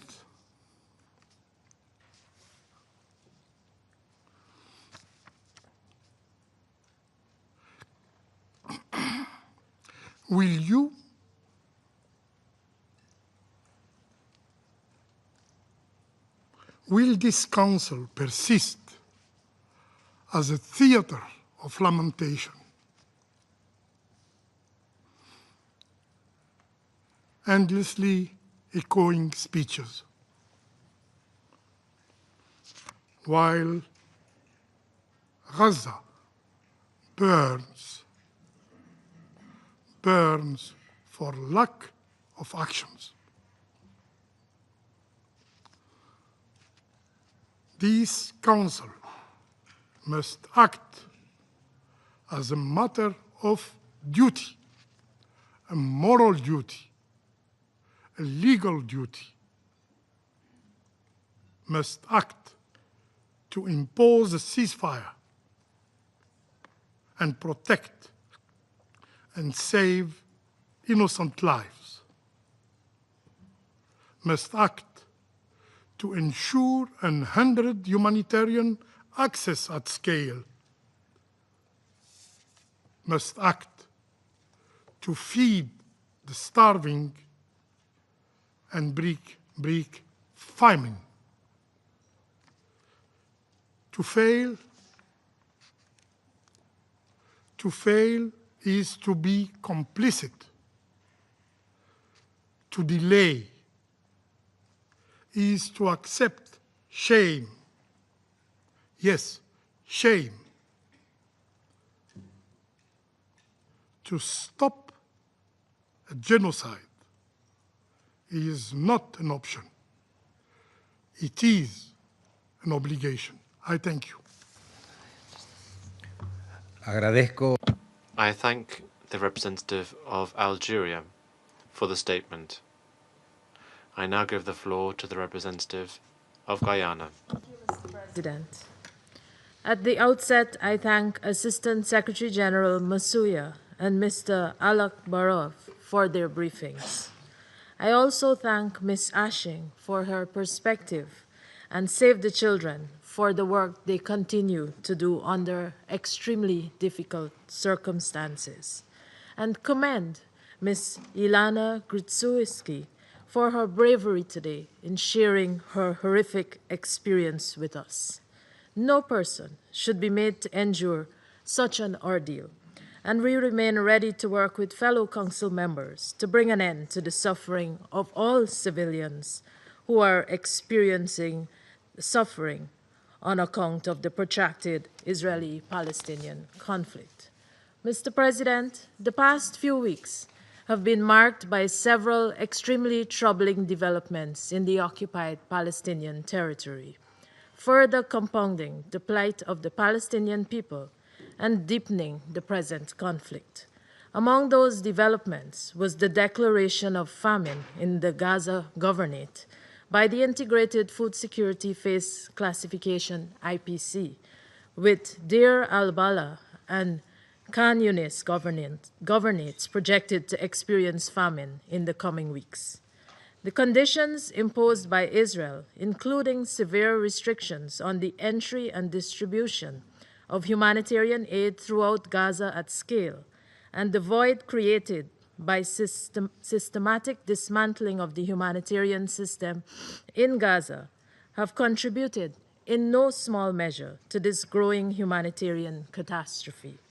In addition, the failure to find a resolution to the present impasse between the parties cannot be discounted. The aggregation of these factors has exacerbated the catastrophic humanitarian situation in Gaza, causing a purely man-made famine to take hold. Children are suffering the most, their small bodies wasting away from lack of food and nutrition. Guyana calls on the United Nations, including the Security Council, to exercise its responsibility to protect innocent Palestinian civilians who are suffering the indignity of dying from starvation. Mr. President, another element of concern is the fate of professionals operating in Gaza, or the denial of their entry into Gaza to render life-saving support. Doctors and other medical personnel have been unable to access visas to enter Israel. Many medical personnel have also been killed and injured in attacks on hospitals. Journalists continue to be fatally attacked, including during Monday's horrific attack on the Nasser hospital. We condemn these actions in the strongest terms and underscore that humanitarian workers and journalists are protected under international humanitarian law. We therefore call on the Israeli government to ensure their safety, to investigate the circumstances surrounding the death of those killed during the hostilities in Gaza, and for all perpetrators to be brought to justice. Mr. President, the situation in the occupied West Bank, including East Jerusalem, also remains a point of grave concern for my delegation. Illegal settlements continue unabated, accompanied by violence, displacement, and dispossession. The recent decision to advance the El Settlement plan represents another grave threat to the two-state solution, specifically the contiguity of the Palestinian state. We are also concerned by the direct attacks on Palestinian livelihoods in the occupied West Bank. We have noted, for example, the 29 documented settler-related attacks between 12 and 18 August, at least 23 incidents involving damage to Palestinian-owned property. These attacks destroyed nearly 700 trees and vines, mostly olive and grape, which were uprooted, cut down, or burned alongside the torching of an animal barracks and the vandalism of a water network. What purpose do these actions serve but to further impoverish Palestinians? We call on Israel to abandon its colonial settler policies and practices, which are a source of great oppression to the Palestinian people. Mr. President, allow me to conclude by reiterating the following appeals. First, we reiterate our call for an immediate, permanent, and unconditional ceasefire in Gaza. Second, we call for the immediate and unconditional release of all hostages still held by Hamas and other armed groups in Gaza. The taking of hostages is a war crime, and Guyana condemns such action in the strongest terms. Many families are rightfully distressed over the continued captivity of their loved ones, and the parties to conflict must prioritize the safety and well-being of these individuals. We are equally concerned about the ongoing and arbitrary detention of Palestinians in Israeli jails and call for their release.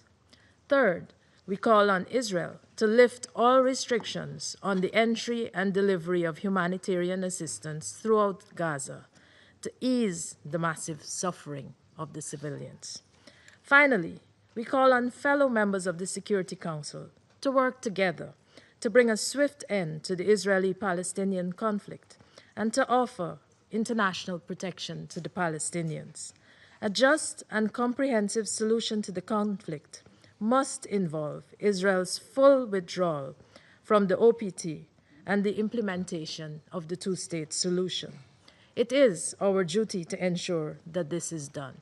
Guyana remains prepared to contribute to these efforts. I thank you. I thank the representative of Guyana for the statement. I now give the floor to the representative of the United States. Thank you, Mr. President, and thank you, Deputy Special Coordinator Alak Barov, Deputy Emergency Relief Coordinator Masuya, and Ms. Ashing for your briefings. And thank you, Ilana Grudzuski, for your testimony today and your courage. It reminds us how this war began and why it persists.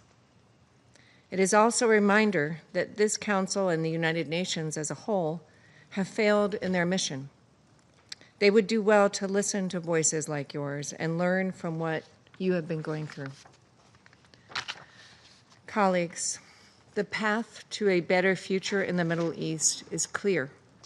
It starts with freeing Matan and all 50 hostages who remain in captivity nearly 2 years after October 7th, 2023. It means ensuring that Hamas, a barbaric terrorist organization, never controls Gaza again, nor poses a security threat to Israel. The United States continues to work tirelessly to accomplish all those objectives while supporting humanitarian assistance to innocent people in need. We cannot expect peace as long as Hamas is a ruling force in Gaza that is threatening or attacking Israel. It is no coincidence that talks with Hamas fell apart after several countries, including members of this Council, announced their intention to effectively reward Hamas for the massacre by recognizing a Palestinian state, all while hostages are still being held in subhuman conditions. Hamas officials have even said that unilateral recognition is one of the fruits of October 7th.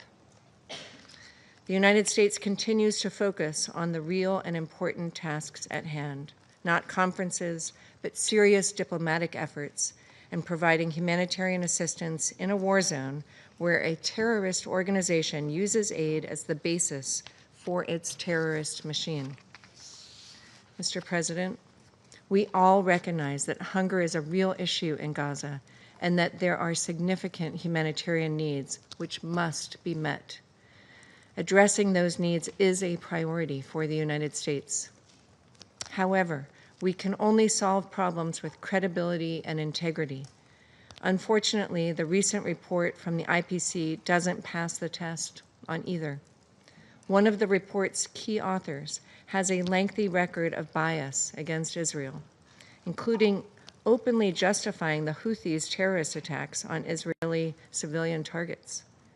By his own measure, he ought to have recused himself. This helps explain why the normal standards were changed for this declaration, raising significant questions.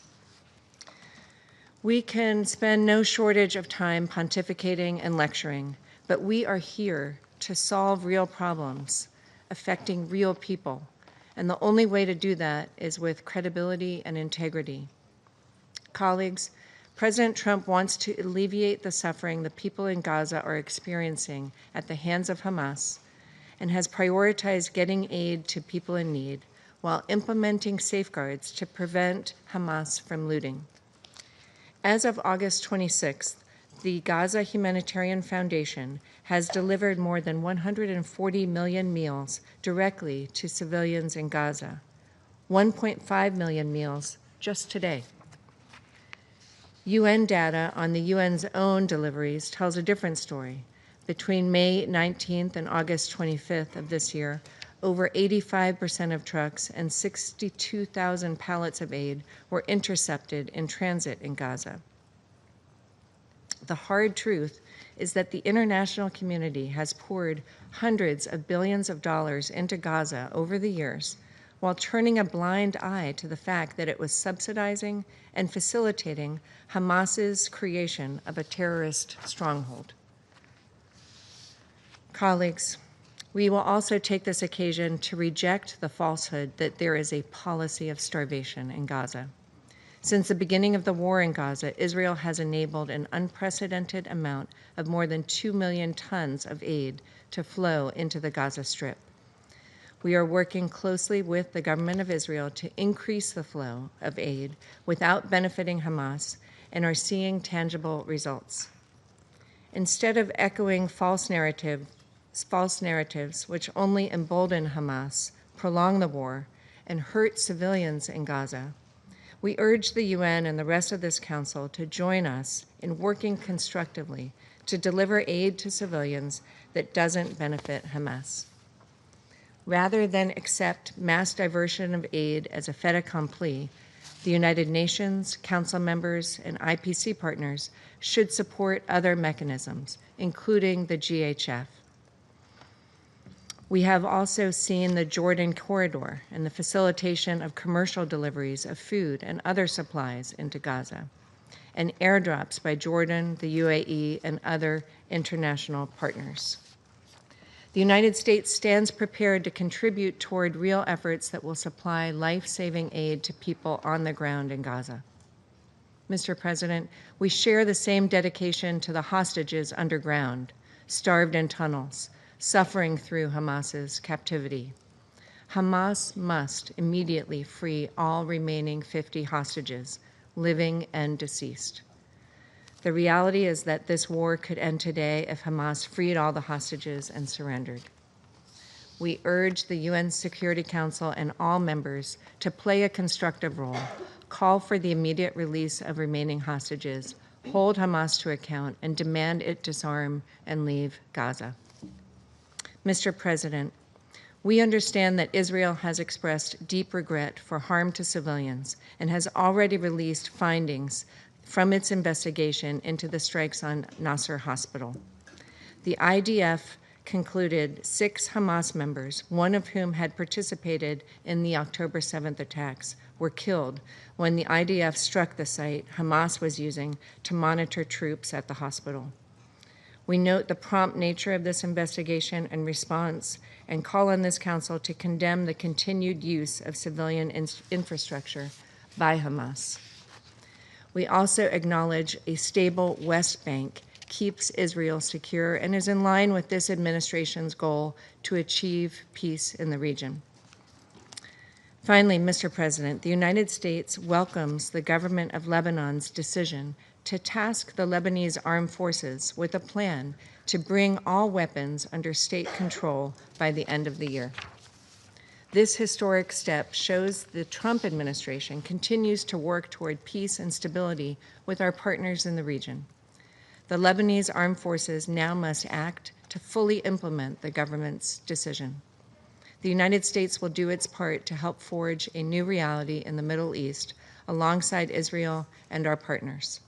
The Middle East can still be a region of opportunity, innovation, prosperity, and peace. We cannot miss this historic opportunity.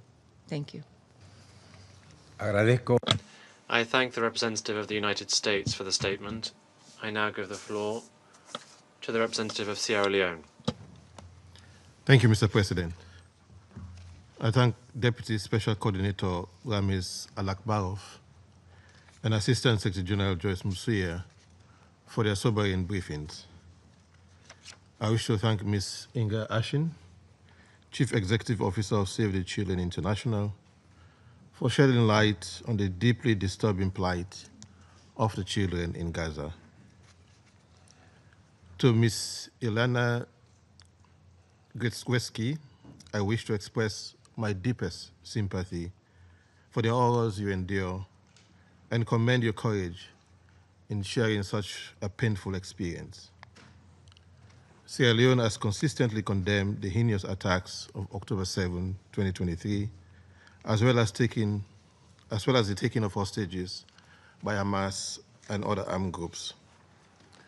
We affirm our strongest condemnation of this act, which constitutes grave breaches of international law. Mr. President, for nearly 20 months of our 2-year tenure on this Council, we never convened to address the Gaza conflict.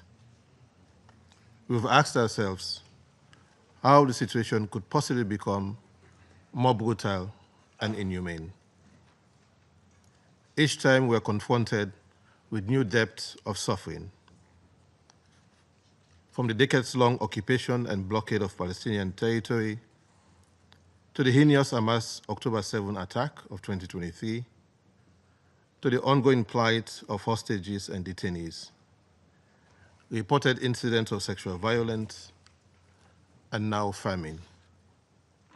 The picture is one of mass atrocity crimes unfolding in real time. Distressingly, even international judges and prosecutors seeking accountability have faced threats and sanctions. Taken together, these elements point to credible indication of genocidal act and intent that cannot be ignored. On the dilemma of what more to say, we could today focus on recent atrocities, including the double strike on the Gaza Nasser Hospital. As a country that once benefited from regional and international solidarity through ECOWAS and the United Nations, during our most difficult days, Sierra Leone feels a deep responsibility to speak plainly on behalf of the victims and to urge an end to the ongoing inhumanity and indignity. We therefore offer the following observations. First, amid this bleak picture, Sierra Leone wishes to commend the principal leadership of the United Nations Secretary General, Antonio Guterres, and the work of the UN leadership and teams in the field. Throughout this crisis, the Secretary General has spoken with clarity and courage, affirming that every war has rules and calling out violations of international humanitarian law. He has reminded the world that the horrors of Gaza did not happen in a vacuum, while condemning in equal measure the heinous terrorist attacks against Israeli civilians. For this, he has faced vilification, yet his voice has been a moral compass in a time of deep division. Sierra Leone stands firmly in support of the Secretary General's continued calls for restraint, for compliance with international humanitarian law, and for an immediate humanitarian ceasefire. Second, what is unfolding in Gaza is not random. It is a systemic pattern of atrocity crimes. We note reports of indiscriminate and disproportionate bombardment in densely populated areas, the deliberate deprivation of food, water, medicine, and fuel, the razing of entire neighborhoods, attacks on hospitals, ambulances, and shelters, and the killing of journalists, medical workers, and aid staff. The Integrated Food Security Phase Classification Famine Review Committee has determined that famine is currently occurring in Gaza Governorate and that Deir al-Balah and Khan Yunis Governorate are identified as most vulnerable in the coming weeks. This Gaza famine is not a natural disaster. It is man-made, the result of deliberate obstruction and denial of humanitarian assistance, as we've heard from Ms. Ashton. Under international law, genocide includes killing members of a group and inflicting conditions of life calculated to bring about its physical destruction in whole or in part.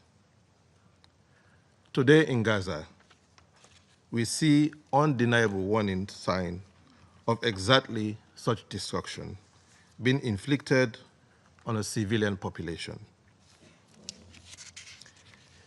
The International Criminal Court has already issued arrest warrants that include the war crime of starvation. The International Court of Justice has ordered the government of Israel to take all measures to prevent genocide and to enable humanitarian relief. Yet, the devastation continues, and the orders of the ICJ are openly disregarded. The pattern, regrettably, is not confined to Gaza. In the West Bank, including East Jerusalem, we see a parallel strategy, a surge in settler violence, the expansion of illegal settlement, and plans that threaten to sever territorial contiguity.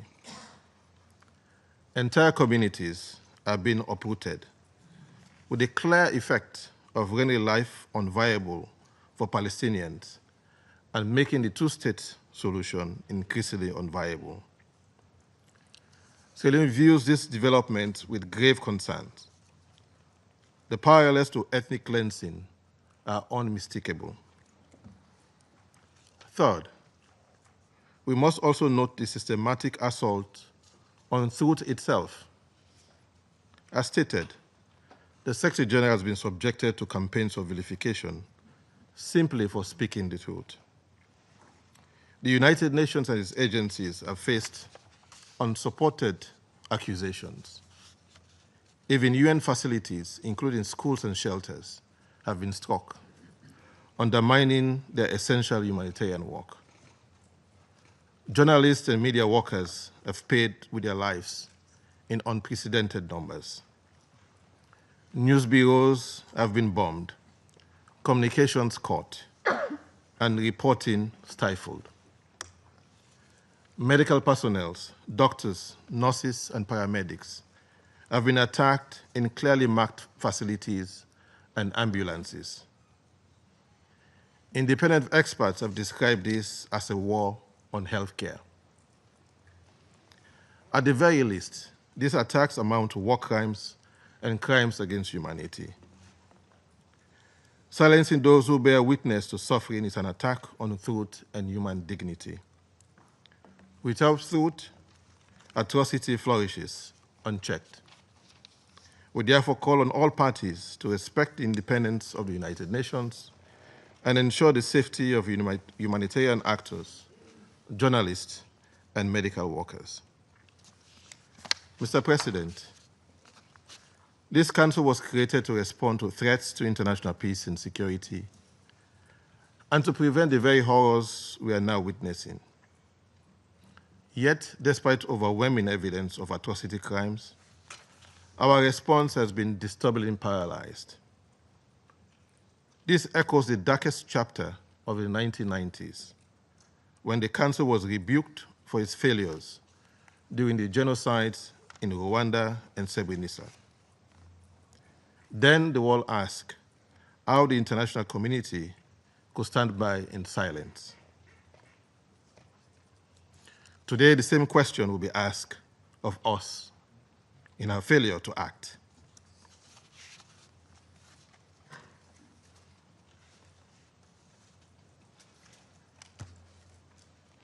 The Genocide Convention obliged all states not only to punish, but also to prevent genocide.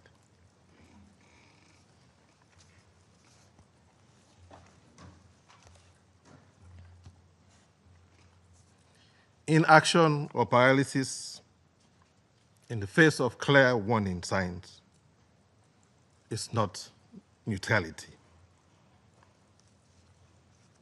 It is complicity. Inaction and indifference may equal complicity.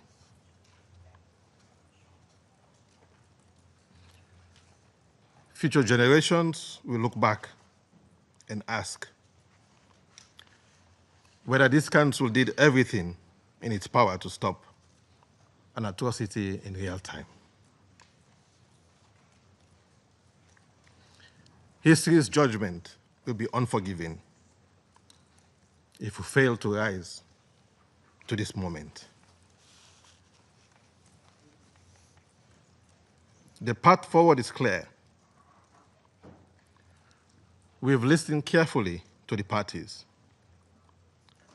From the state of Palestine, the calls are clear: an immediate ceasefire, renewed commitment to the Arab Peace Initiative, disarmament of Hamas, and a reinvigorated pursuit of a two-state solution.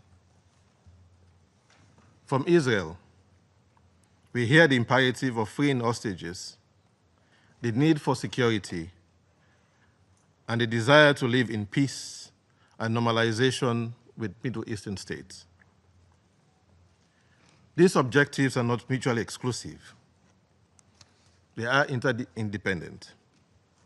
A cessation of hostility is indispensable to save Palestinian lives and uphold their rights, just as the release of hostages and security guarantees are indispensable for Israelis. There must be an immediate, comprehensive, and sustainable humanitarian ceasefire. There must be unfettered humanitarian access, with all crossings open for food, medicine, fuel, and water. There must be the immediate and unconditional release of all hostages and humane treatment of all detainees. There must be an end to the collective punishment and attacks on civilians, hospitals, journalists, and UN facilities. There must be accountability for atrocity crimes, to the support for the International Criminal Court and UN's investigative mechanisms. These councils will also consider measures, including restrictions on armed transfers, to halt the means by which atrocity crimes are being committed. The core purpose of the United Nations is to save succeeding generations from the scourge of war and to reaffirm faith in fundamental human rights. In Gaza today, we face a moral test that will define our legacy. Never again was a vow made after the genocides of the last century, but it becomes meaningless if we turn away now. Sierra Leone's position is clear.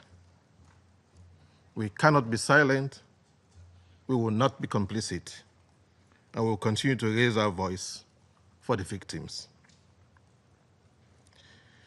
Major General Henry Kwame Ayodoho, who served as Deputy Force Commander of the UN peacekeeping mission in Rwanda in 1994, once recalled that when confronted with a difficult choice, he said, and I quote, "We had to act according to the dictates of our conscience," end of quote. This is such a moment. For the sake of international law, for the sake of humanity, for the sake of the children who are starving as we speak, the time for action is now. I thank you. Agradezco. I thank the representative of Sierra Leone for the statement. I now give the floor to the representative of China. President,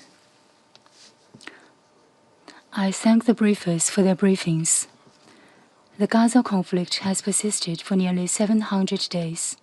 Gaza has long become a living hell, with the 2 million Gazan people deeply trapped in a massive man-made catastrophe and over 1 million facing a food security emergency.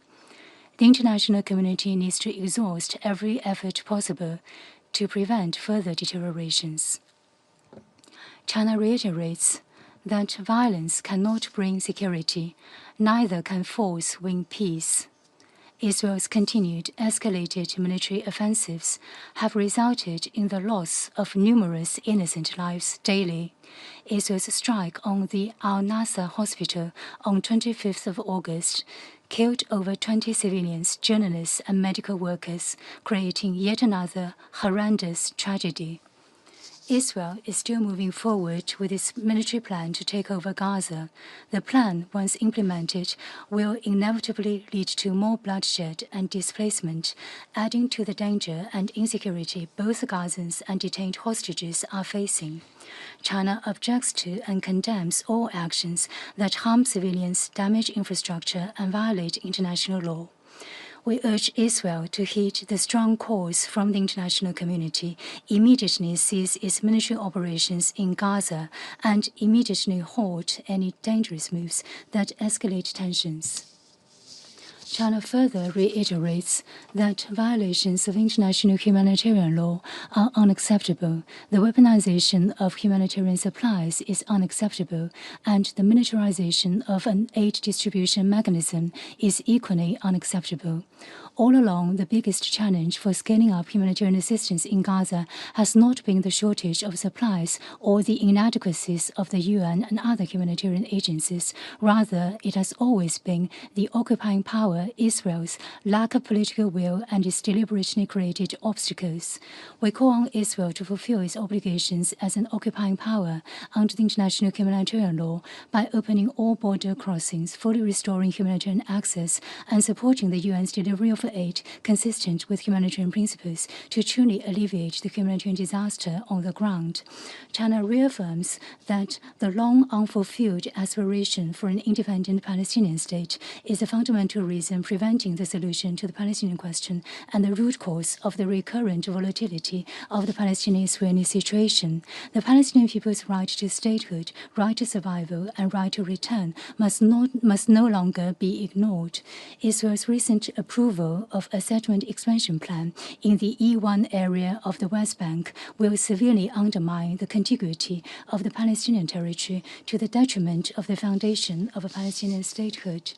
The international community must build on the positive momentum of the two-state solution, reinvigorate the political prospect of the two-state solution with the utmost urgency, firmly reject any forced displacement of the Palestinian people, and oppose any dangerous attempts to annex the West Bank and Gaza.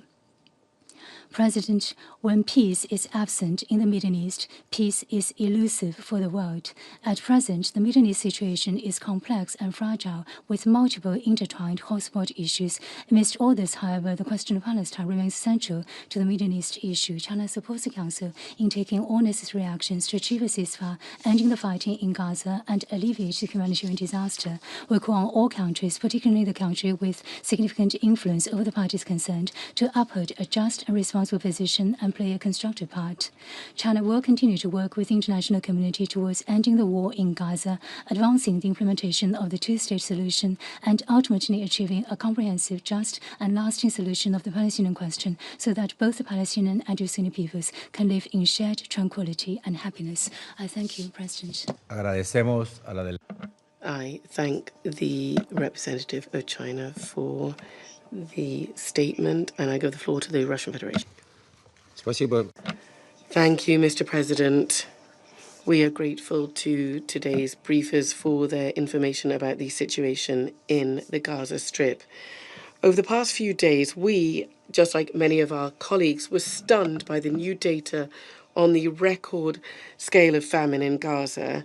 These signals and persistent calls to Israel to immediately stop the collective punishment of the Palestinians have been forthcoming from different global capitals, including Moscow, and also international headquarters structures, regional organizations, and representatives of our global organizations throughout the world. Furthermore, the world is calling on West Jerusalem to recognize that there is no alternative to a peaceful settlement of the Palestinian-Israeli conflict, which would pave the way for establishing genuine peace and security in the Middle East. This is the sole scenario that meets the interests both of the Israelis and all of their neighbors. Today, almost 2 years after the start of the bloody war in Gaza. Indeed, it's difficult to find the right words to describe the scale of the destruction and human suffering in the Gaza Strip. The most succinct and at the same time terrifying recent depiction was by the UN Secretary General Antonio Guterres, who described the situation in Gaza with one word: hell. The UNRWA Commissioner General, Mr. Lazzarini, characterized the situation in the Strip as bordering on genocide, and the forced population displacement is akin to ethnic cleansing. Such statements in other cases in the assessment of the UN leadership is backed up by daily reports from Gaza about the deaths of dozens of civilians. Just the day before yesterday, indiscriminate strikes by Israel on Gaza killed 70 people. 2 days ago, live on air, as a result of the attacks on the Strip, the Nasser hospital was destroyed and more than 20 people were killed, including 5 journalists. Furthermore, judging by the images in the media, a cynical double-tap strike was used when rescue workers arrived. Even Benjamin Netanyahu already admitted that Israel's direct responsibility for what occurred, calling it a tragic mishap and promising to conduct an investigation. Mr. President, we'd like also to draw your attention to the actions of the so-called Gaza Humanitarian Foundation.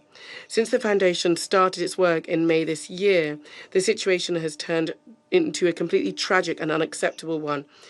According to various assessments, more than 1,800 Palestinians have died trying to get humanitarian assistance. Thousands of them were near the distribution points that were managed by this pseudo-humanitarian structure.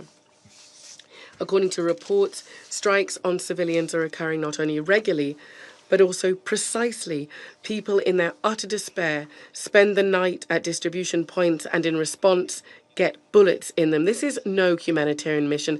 This is violence hidden behind good intentions. Under the guise of so-called humanitarian work, there is a policy of fear and intimidation against defenseless civilians. These methods are unacceptable. There's no doubt whatsoever that the work of the Foundation in its current form is dangerous and is not in line with recognized humanitarian principles, and denying this is pointless. Mr. President, given this, we're seriously concerned about reports in the media that the UN Secretariat, allegedly ceding to pressure from Israel and the US, has committed to ratcheting down the rhetoric regarding the GHF. We would like to note that starting from August, whatever the situation in the humanitarian reports in the UN have de facto stopped mentioning the work of this structure. We believe that we hope that these assurances do not reflect reality. We are convinced that the UN Secretariat cannot and should not renounce its principles, namely that humanitarian assistance should not be turned into an instrument of blackmail. We trust that the Secretary General and the humanitarian wing of the UN will consistently and unambiguously advocate for humanitarian assistance to be provided in strict compliance with the norms of international humanitarian law and the principles of humanity, impartiality, neutrality, and independence. Mr. President, the horrific statistics of the number of victims caused by the Israeli military operation in Gaza, more than 63,000 Palestinians have died, is in no way stopping the Netanyahu government that has opted to cleanse the densely populated Gaza city and to take total control over the Gaza Strip. West Jerusalem is not sobered either by the opinion of the overwhelming majority of the international community. We'd like to remind you that on the 10th of August, during the emergency meeting of the Security Council, almost all delegations, including those from Arab and Muslim countries, condemned the new escalatory actions of Israel, underscoring the growing security risks not only to the inhabitants of Gaza, but also to the Israeli hostages held there. We are also surprised that the IDF operation to take Gaza City was started against a background of reports that Hamas had agreed to the proposal of the mediators to release some hostages and to a temporary ceasefire. We are closely following the diplomatic efforts of the mediators inter alia the efforts of Washington. Quite frankly, we do see some discrepancies in the views on how the negotiations are going. American colleagues are always saying that Hamas is refusing to do a deal. The US delegation has been trying to convince the Security Council at least of this over the past few months.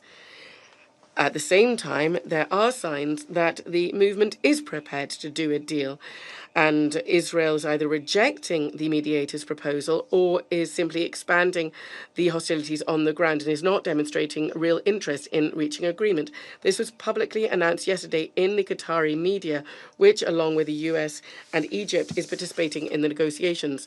We have heard, colleagues, about the American aggressive diplomacy on the ground for some months now, but once again, we regrettably are convinced that it is not giving encouraging results. We would urge our American colleagues to think not only about the interests of Israel, that they have been banging on about with great zeal, but also the fate of Palestinian civilians whose lives and futures today, to a large extent, depend on the action or the inaction of this council. Sir, multilateral diplomacy alone, which we are strongly urging our US colleagues to engage in, can and should give a chance to revive the two-state formula. This principle, enshrined in the relevant resolutions of the Security Council and the General Assembly of the UN, today truly is under threat. The reason for this, and in the case of the man-made humanitarian disaster in Gaza that runs counter to international law, is Israel's policy to establish new facts on the ground. The most high profile was the recent decision by the Higher Planning Committee to approve settlement construction in Area E1 in the West Bank to the east of Jerusalem. We all understand that the implementation of this large-scale expansionist project will breach the contiguity of the territorial integrity of a future Palestinian state, dividing up the West Bank into two isolated enclaves, separate from each other. What is frightening in this regard is not only the concept itself and the unambiguous utterances of Israeli officials. For example, the Minister of Finance, Mr. Smotrich, clearly stated that the plan would permanently bury the idea of a Palestinian state. That's the end of quote. But also that such provocative acts are enjoying support from some American senior diplomats. The US ambassador to Israel, Mr. Mike Huckabee, pointed out that the E1 area construction apparently did not violate international law. Such opinions directly run counter to the foundational document of Middle East settlement process and also the recent decisions of the Security Council, including Resolution 2334. Mr. President, in conclusion, we'd like to underscore our unwavering stance in favour of having diplomatic settlement alone to the Palestinian question based on the two-state, two-people solution to meet the legitimate concerns of Israel in the area of security and also the rightful expectations of the Palestinian people to their own state. The alternative to this is further isolation of Western Jerusalem and the international scene and the growth and the number of civilian in Gaza victims. Israel is thus not going to solve the problem of its own security, but it would just be simply pushing it off by fostering revenge and hatred among young Palestinians. This is extremely short-sighted and an irresponsible policy. Thank you very much. I thank the representative of the Russian Federation for the statement. I now give the floor to the representative of Pakistan. Thank you, Mr. President. We thank Deputy Special Coordinator for the Middle East Peace Process, UN Resident and Humanitarian Coordinator, Mr. Ramiz Al-Akbarov, and Assistant Secretary General for Humanitarian Affairs and Deputy Emergency Relief Coordinator, Ms. Joyce Masuya, for their comprehensive briefings. We are also grateful to Ms. Inger Esching, CEO of the Save the Children International, for her sobering briefing. Indeed, it was moving. The predicament of the Palestinian children under occupation. But the question is, will it move this House? Indecision is complicity, as she rightly reminded us. We also listened with deep empathy to Ms. Ilana Grzycki. We sincerely hope for the safe and swift reunification of her family, and all of those still in captivity. And we wish the same for those thousands of Palestinians illegally detained and mistreated by the Israeli occupation for prolonged periods. Healing there must be for everyone. Healing that corresponds to the human suffering of all. Healing that would eventually close and cure the wounds inflicted by decades of occupation. Healing for which there can be no better dressing than justice and international law. Healing that can start now with a ceasefire. Yet we are in an endless war imposed by the occupier. Mr. President, it has now been 691 days of unrelenting tragedy in Gaza. During this period, Israel has trampled every principle of international law and international humanitarian law with utter impunity. More than 62,000 Palestinians have been killed, among them over 19,000 children, 10,000 women, and at least over 270 journalists and over 360 UN aid workers. Civilian life has been deliberately and systematically dismantled.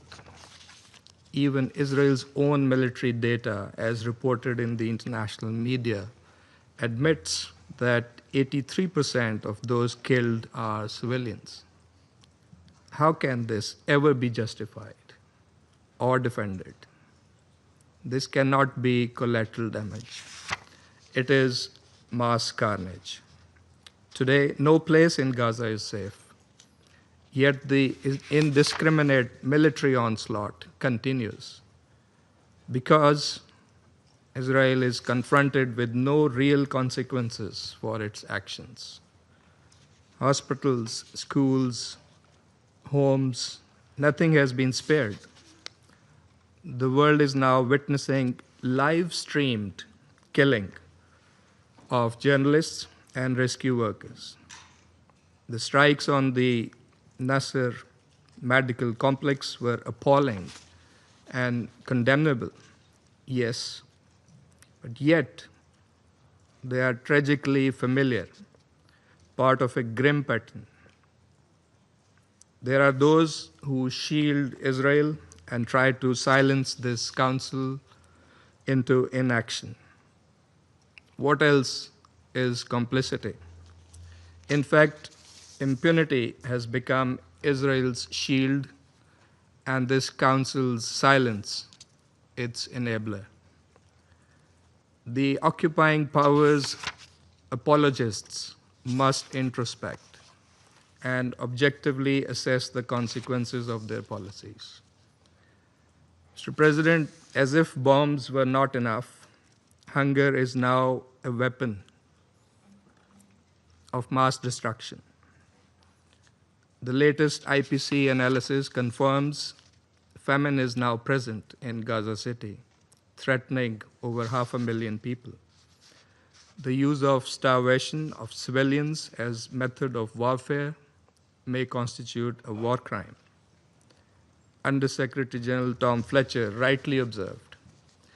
And those are strong words. They need to be repeated in this council.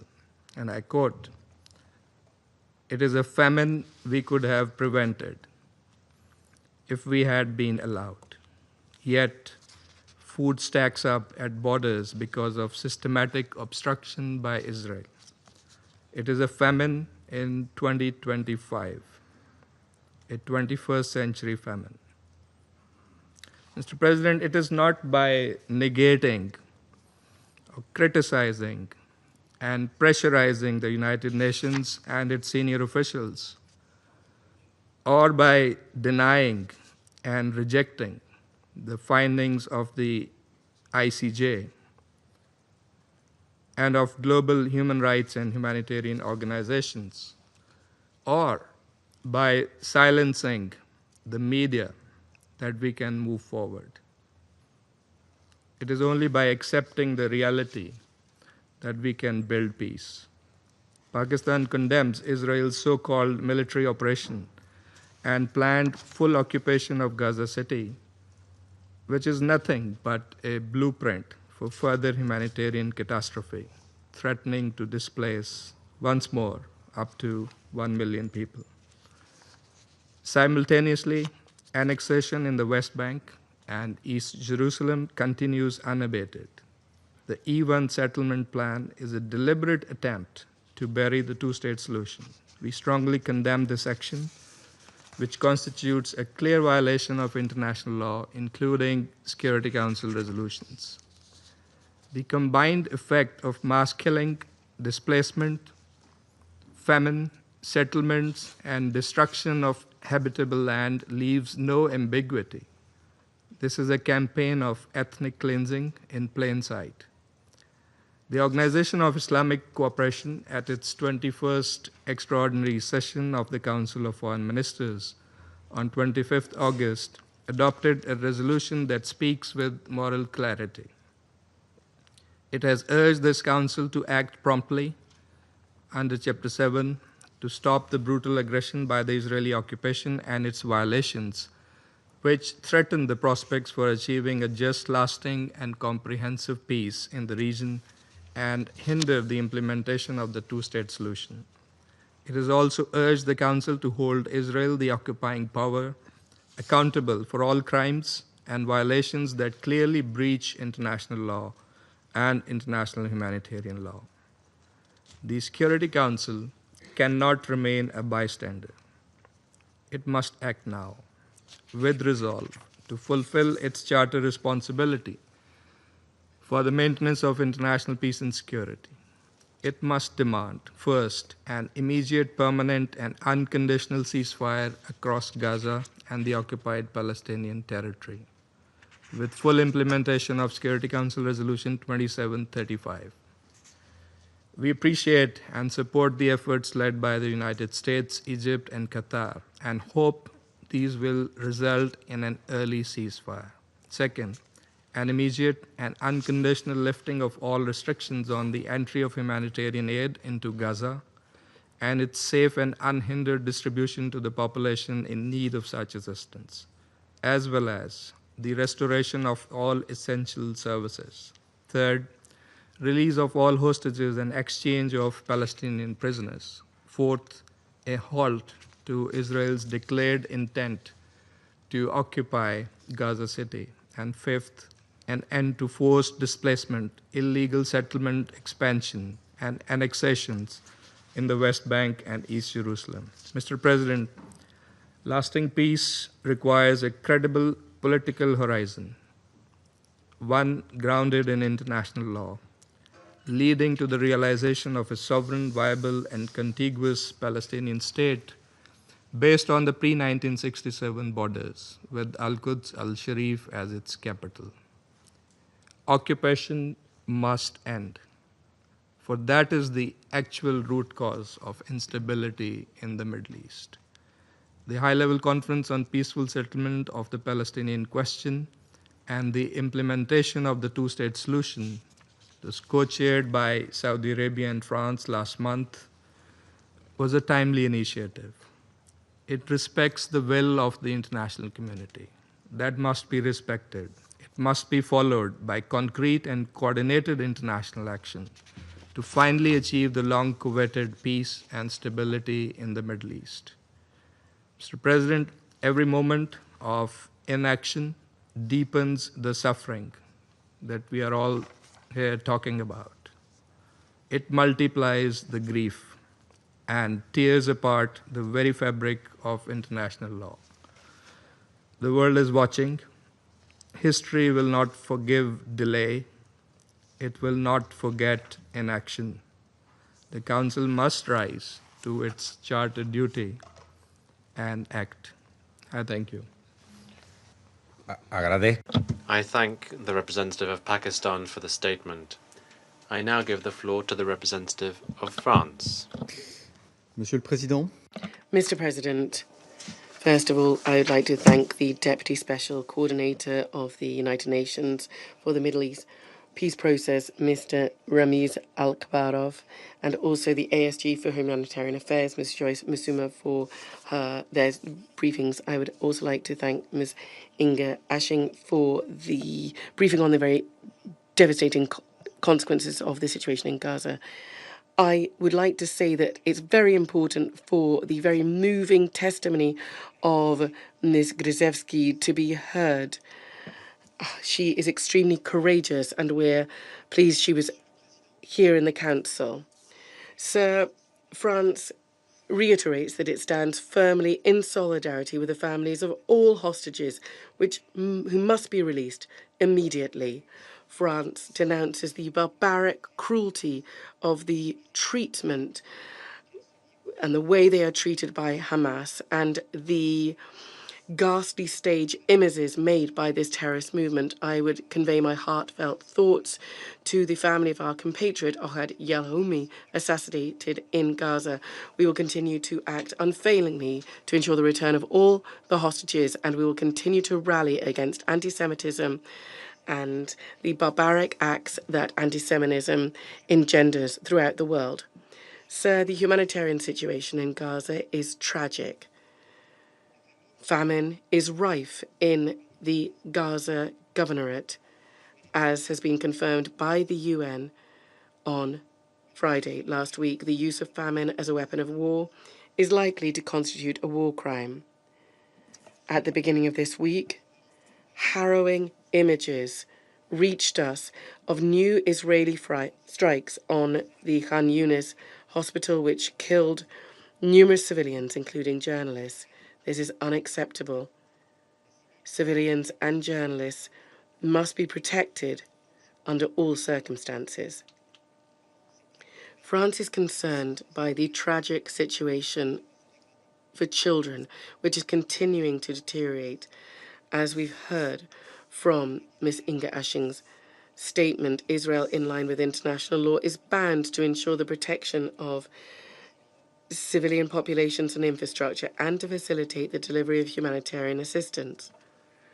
Civilians, including journalists and humanitarian workers, must not be targeted, whatever their nationality. This Council must speak with one voice on this issue. France stands ready to support all Security Council initiatives along these lines. The approval by the Israeli government of the expansion of military operations in Gaza and the occupation plan of Gaza seems as if they're forging ahead regardless. These operations will in no way ensure Israel's security. France reiterates its opposition to all forced displacement of the people in Gaza that would constitute a new grave violation of international law. Mr. President, there is an alternative that France and the other signatory states of the New York Declaration proposed: an immediate and permanent ceasefire. That is the top priority. And France is grateful for the unfailing efforts of Qatar, Egypt, and the US to achieve this. Also, the release of all hostages, mass delivery of humanitarian assistance, and a lasting political solution, including the disarmament of Hamas and the deployment of a temporary international stabilization mission. This mission's aim would be to ensure the security of Israelis and Palestinians, to enable the return of the Palestinian Authority to Gaza, and to contribute to the implementation of the two-state solution. France will work along these lines with its partners. France, furthermore, calls upon the member states of the United Nations who have not yet done so to endorse the New York Declaration. The implementation of the two-state solution is threatened more and more each day. In the West Bank, the approval of the E1 settlement project by the Israeli authorities has an assumed aim of making the implementation of a Palestinian state impossible. France reiterates its condemnation of settlements and of all the tension and violence that this caused, France will remain mobilised alongside its European partners to bring an end to this, including through new sanctions against those individuals and entities responsible for settlement activity. Mr. President, we are at a crossroads today. Our mobilisation must not flag.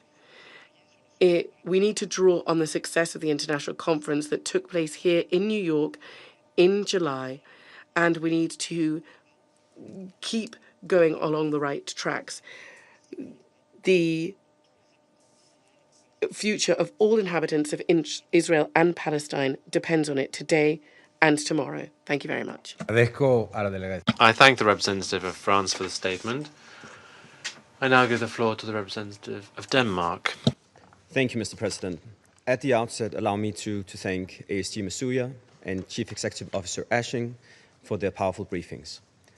Through you, I would like to extend Denmark's sincere gratitude to your teams and organizations for their life-saving work in Gaza, operating in unimaginably difficult circumstances. I also thank Deputy Special Coordinator Alak Barrow for his insightful briefing. Ms. Skrzewski, thank you for your courageous testimony. The horrors you and your loved one have suffered are simply unthinkable. I assure you, we are not, and we have not, been silent in the face of these heinous acts. Mr. President, there is no denying it. The famine that we have all feared is now a confirmed fact in Gaza City, and it is expected to affect more areas by September. At least 500,000 people in Gaza are facing the most severe conditions of starvation, destitution, and death. This famine is not an unforeseeable disaster, not a sudden shock that caught us unprepared and by surprise. It was never inevitable, nor beyond prevention. This famine is first and foremost a result of Israel's actions to restrict humanitarian aid, including food and other essential goods.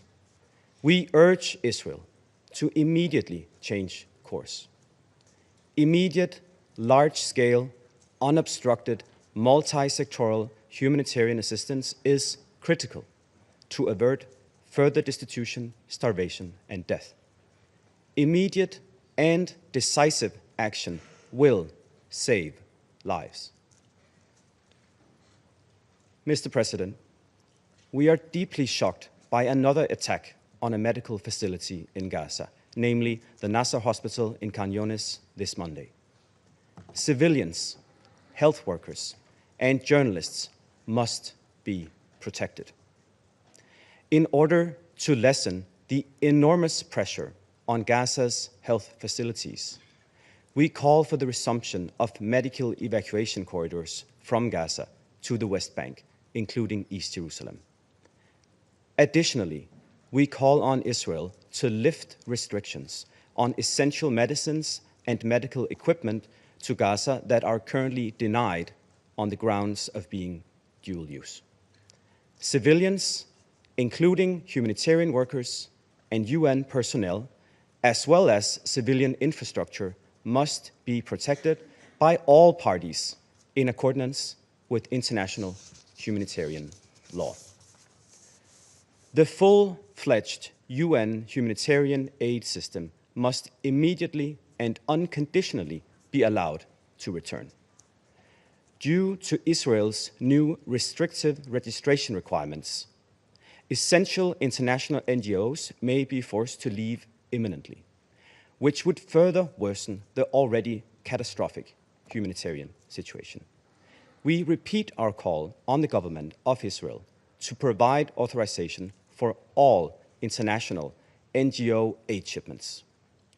Humanitarian aid must cease to be politicized and used as a political bargaining chip in Gaza. Mr. President, in the midst of this catastrophic situation. A military campaign targeted at Gaza City is being launched by Israel. We condemn this decision, which will only lead to more unbearable suffering for the civilians of Gaza City. We urge Israel to halt this operation. Mr. President, Denmark reiterates its firm condemnation of the heinous terrorist attacks on 7 October 2023 perpetrated by Hamas. There can be no justification for this attack, nor for the despicable maltreatment of the hostages. However, we have consistently stressed that Israel's response must be exercised in compliance with international law and with full respect for international humanitarian law. The fight against terrorism cannot come at the expense of the rules that safeguard humanity. We reiterate our support for the mediation efforts by the US, Egypt, and Qatar, and repeat calls to reach an agreement for an immediate and lasting ceasefire and an immediate and unconditional release of all hostages, including, of course, Mizkusevsky, your partner. Mr. President, with the world's attention on Gaza, Israel has decided to approve the E1 settlement plan that, if implemented, will divide a Palestinian state and thereby undermine the two-state solution. Denmark strongly condemns this decision, which is taken in the midst of deeply unsettling reports of intensifying violence, intimidation, and land grabbing in the West Bank. Mr. President, in closing, we need initiatives that bring us closer to the two-state solution, not further away from it. We need initiatives aimed at lasting peace and security for both Israelis and Palestinians. Denmark stands ready to support such initiatives and reiterates our steadfast commitment to the two-state solution as the only viable solution for peace in the Middle East. And I thank you. Agradezco a la delegación de Dinamarca. I thank the representative of Denmark for the statement. I now give the floor to the representative of Somalia. Thank you, Mr. President. I also want to thank Deputy Special Coordinator, Mr. Alakbarov, and the ASG, Ms. Mirsuya, and Ms. Ashen of the Save the Children for their sobering briefings today. I have also listened carefully to the testimony of Mr. Ilana Gursky and sympathize with the suffering endured by her and by all the families in this conflict. Mr. President, we are gravely concerned by Israel's recent announcement to impose total military control over the entire Gaza Strip, as well as the expansion of the new settlement in East Jerusalem.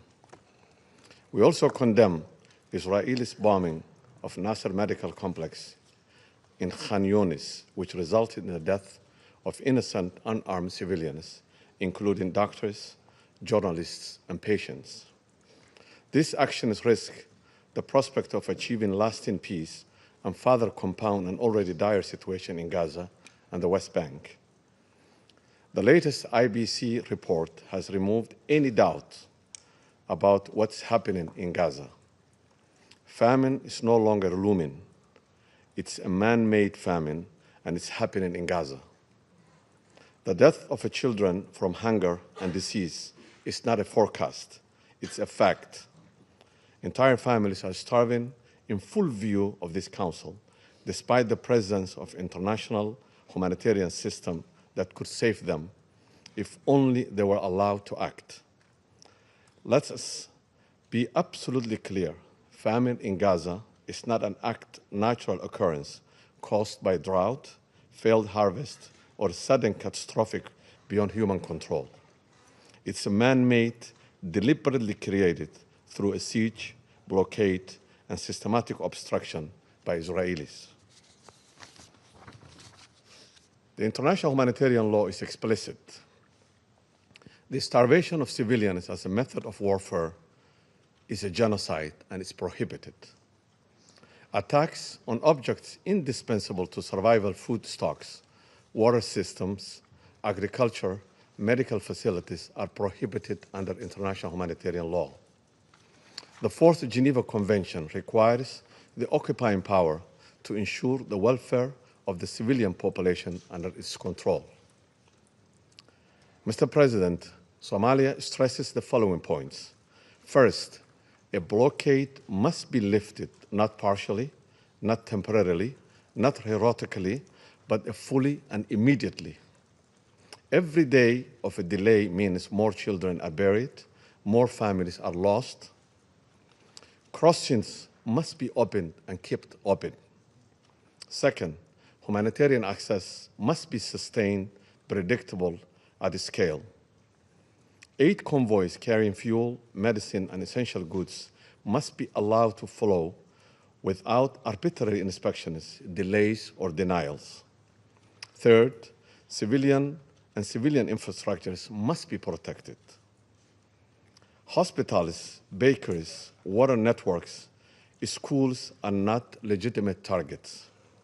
Fourth, we call for an immediate and unconditional ceasefire and reiterate our call for an immediate release of civilian hostages and detainees.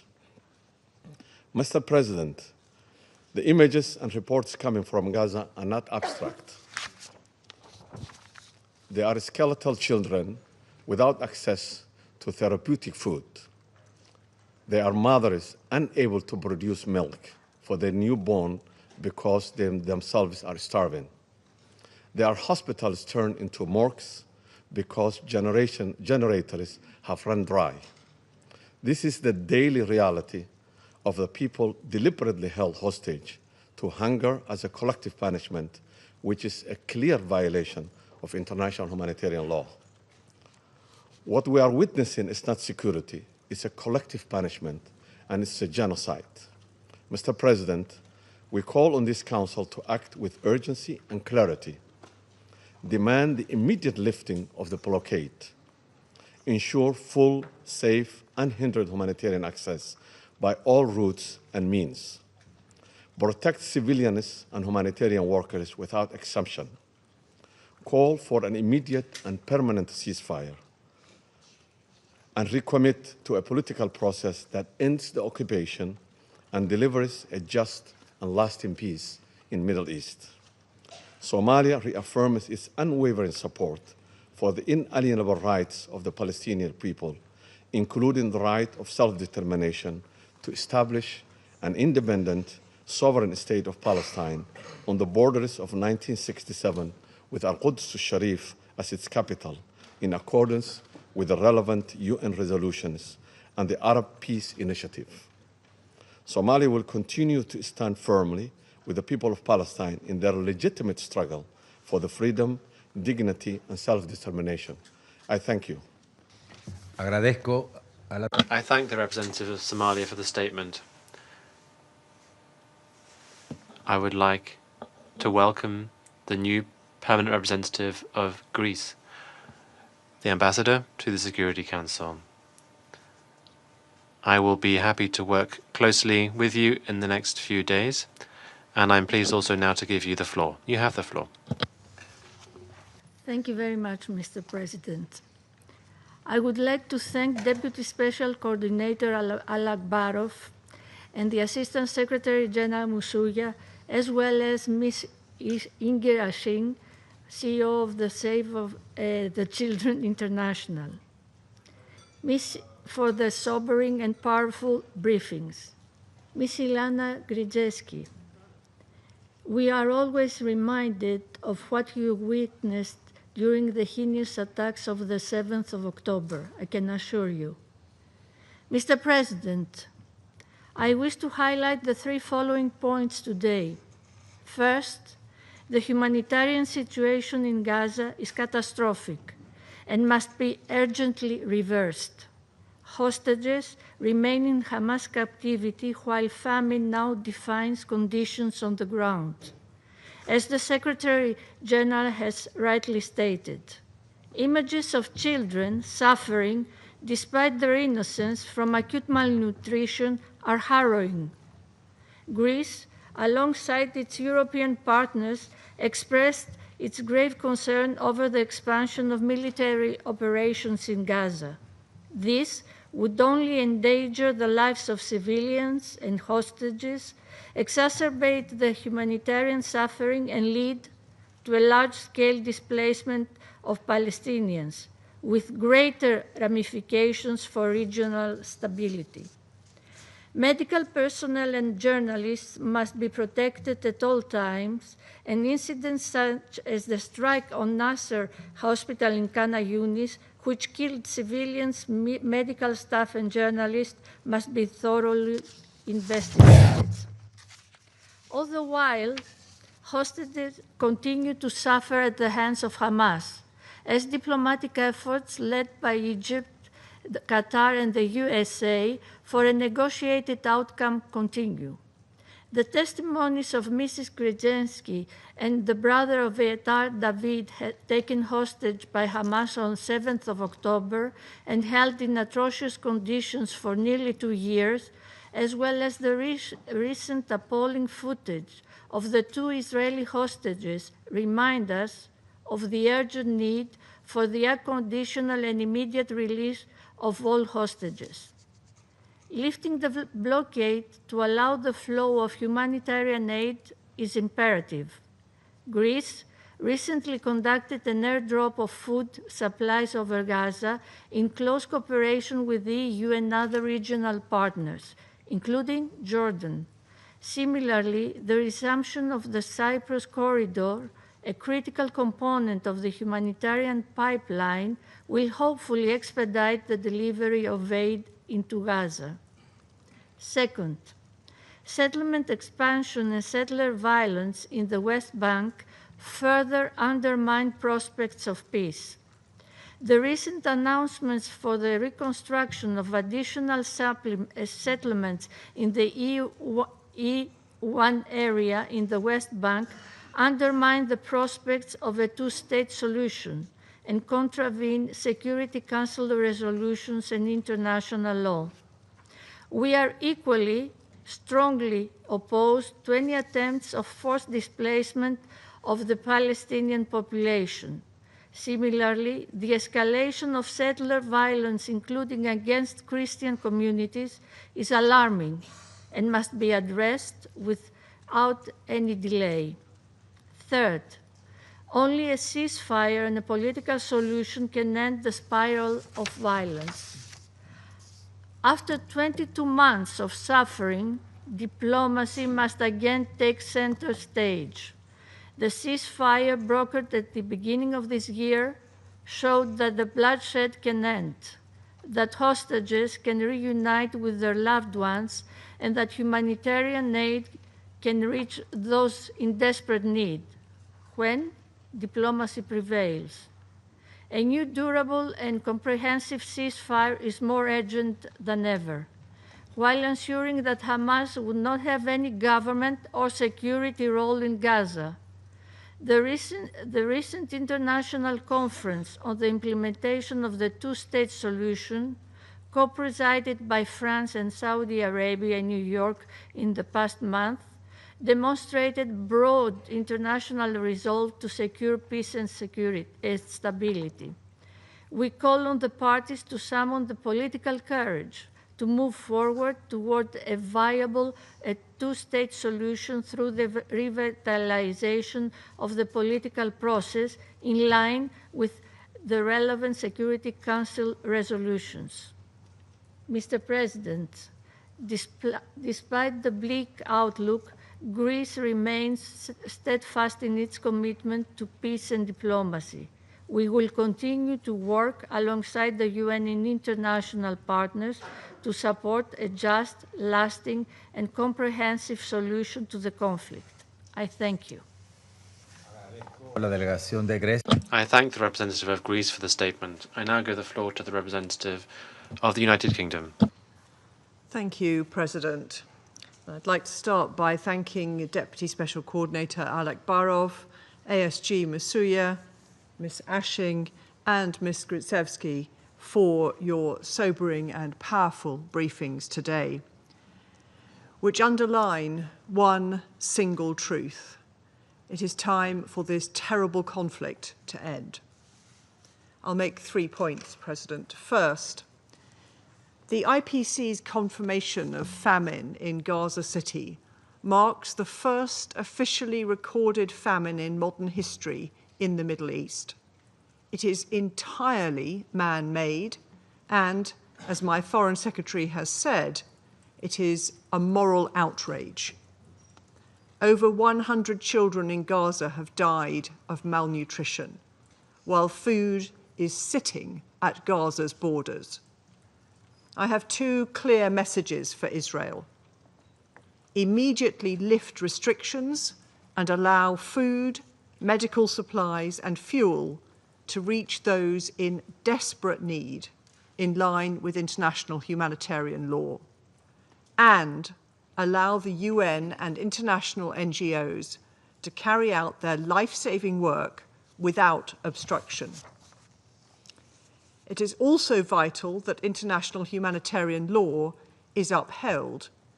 Israel's attack on Nasser Hospital this weekend, killing civilians, health workers, and journalists, is appalling. We note the ongoing inquiry into this attack, and it is imperative that there are urgent and transparent investigations which hold those responsible to account in a meaningful way. Second, Ms. Gritsevsky provided a truly harrowing account today of the cruelty she experienced at the hands of Hamas terrorists. The United Kingdom unequivocally condemns conflict-related sexual violence wherever it occurs, and we continue to call for justice for survivors of these abhorrent crimes. Her briefing also reminded us of the agony of the hostages still held in Gaza, including her partner, Matan Zangawa. The United Kingdom has been clear that Hamas must immediately release all the hostages taken on the 7th of October and lay down their weapons. And I recall that the Security Council has called for the unconditional and immediate release of the hostages in all 4 of our resolutions since the 7th of October. But I reiterate again today that Hamas must be held accountable for their despicable actions and can have no future in the governance of Gaza. A ceasefire remains the best way to secure the release of all the remaining hostages. The Israeli government's plan to expand military operations in Gaza will only put them in further danger. We condemn this decision and urge Israel to change course. Third, Israel's decision to approve plans for settlement construction in the E1 area in the West Bank, if implemented, would be a flagrant breach of international law, and it will take us further away from peace. Israel must retract these plans. The two-state solution conference last month demonstrated the strength of support, the strength of international support for a brighter future for the region. The United Kingdom opposes any actions which undermine the viability of the two-state solution and the long-term goal of Israelis and Palestinians living side by side in peace and security. President, now is the moment for the parties to redouble their efforts to secure an immediate ceasefire. This is the path to end the suffering in Gaza, secure the release of the hostages, and deliver a framework for lasting peace in the region. I thank you. Agradezco a la delegación. I thank the representative of the UK for the statement. I now give the floor to the representative of Slovenia. Thank you, President. I also wish to thank Ms. Msuya and Mr. Alakbarov for their briefings And of course, our thanks also to Ms. Hashing and Ms. Grzycewski for their testimonies. Mr. President, we are meeting just over 2 weeks after Israel's announcement of its intention to expand its military campaign in Gaza. At that time, Slovenia, together with the vast majority of this Council, condemned this escalation, which can bring nothing but destruction and further suffering for civilians, medical and humanitarian workers, for journalists. What military necessity can justify the killing of a journalist, of a doctor, a humanitarian worker, or an attack on a hospital? It will only add to an already catastrophic humanitarian situation on the ground. Unfortunately, those warnings were not heeded. Mr. President, since that meeting, we have received news that should deeply shake us all. The United Nations-backed food security classification mechanism has confirmed what many on the ground have been saying for months. Famine has taken hold of parts of Gaza. The official declaration may be recent, but the devastating conditions have long been evident in the lives of children, adults, older persons in the Strip, visible to those willing to see and foreseeable to those willing to care.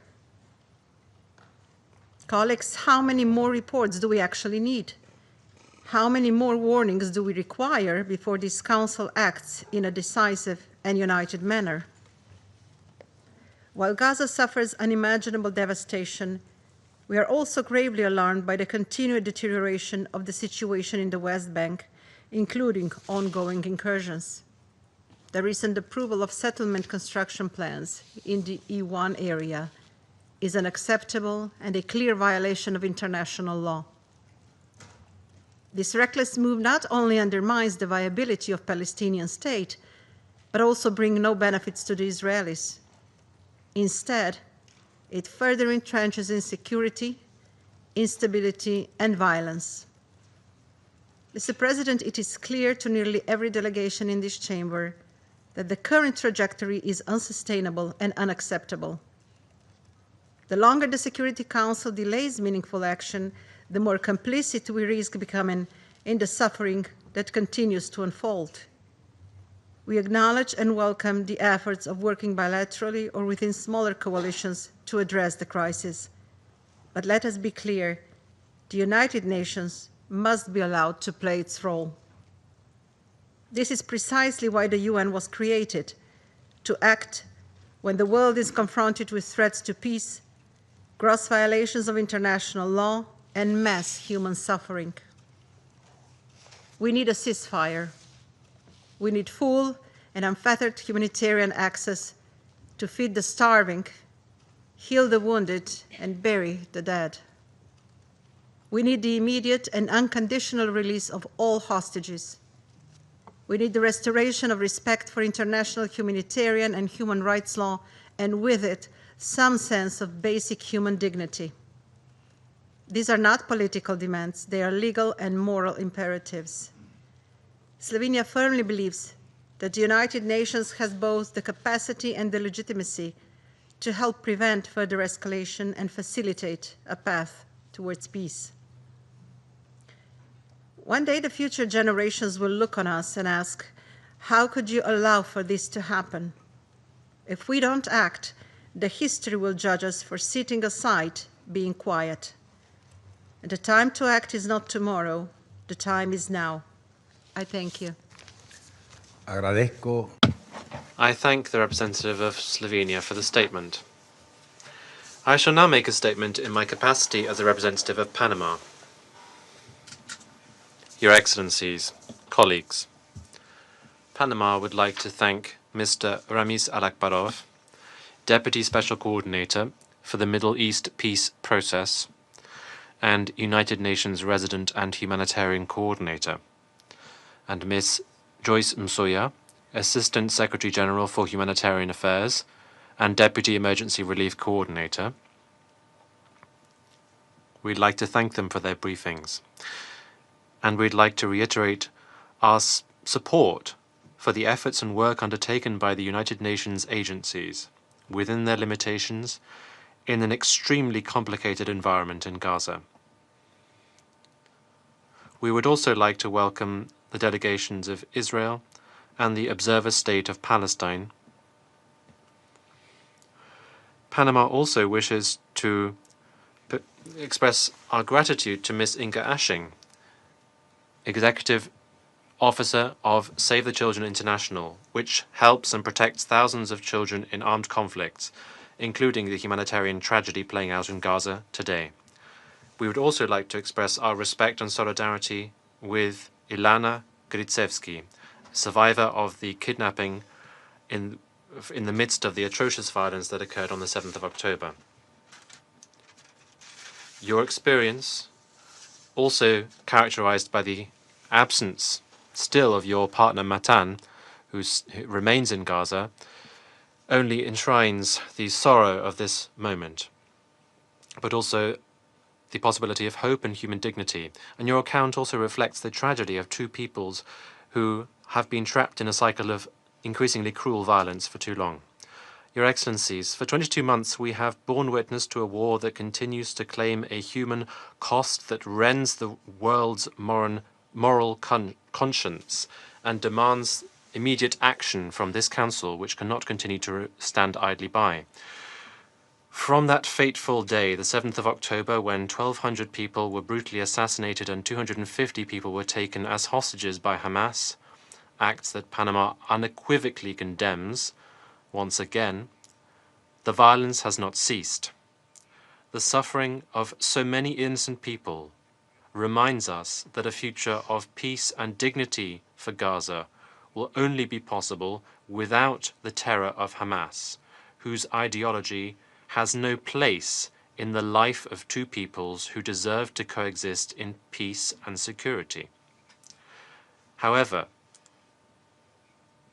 nor can we ignore that the military response that was unleashed after these cruel attacks has only multiplied the suffering and devastation.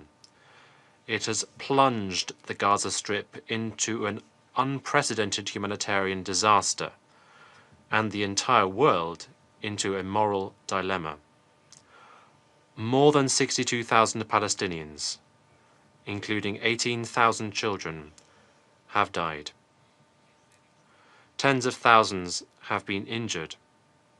Millions have been displaced. And entire communities have been reduced to rubble. The humanitarian catastrophe in Gaza, which has been irrefutably, visually and technically borne out by the report from the 22nd of August by the Integrated Food Security Classification, the IPC Famine Review Committee, which concluded that Gaza is already in phase 5, which means a famine humanitarian catastrophe.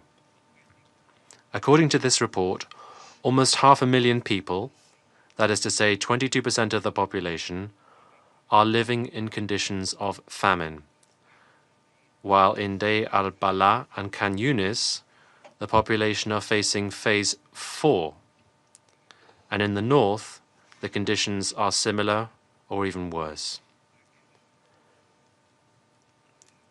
It has been tragically shown that children are dying of hunger in the arms of their mothers, and entire families are surviving without water, without medicine, without shelter. This is not a natural disaster. It is not an inevitability. It is the direct result of human actions and human decisions using famine as a means of applying pressure and oppression.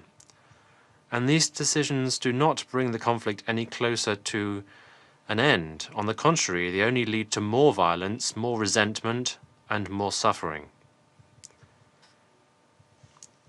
The attack on a hospital, the Nasser hospital in Khan Yunis, which is not the first attack on a health facility in this war, and which killed more than 20 people, including doctors and 5 journalists, symbolizes how this war has gone beyond all human limits. Deliberately bombing a hospital to silence those who are telling the truth about what is happening on the ground, and then going back to attack the same site to kill journalists and those who had gone to the initial site to try to provide aid and medical assistance, and thus to try to save lives. This is a dual direct affront on human dignity and international law.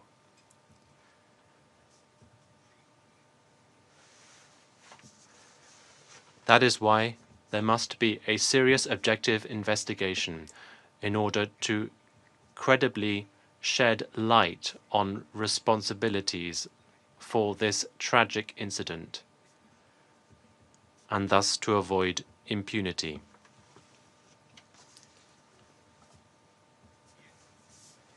Faithful to its history and its principles, Panama reaffirms its respect and commitment to international law, including international humanitarian law.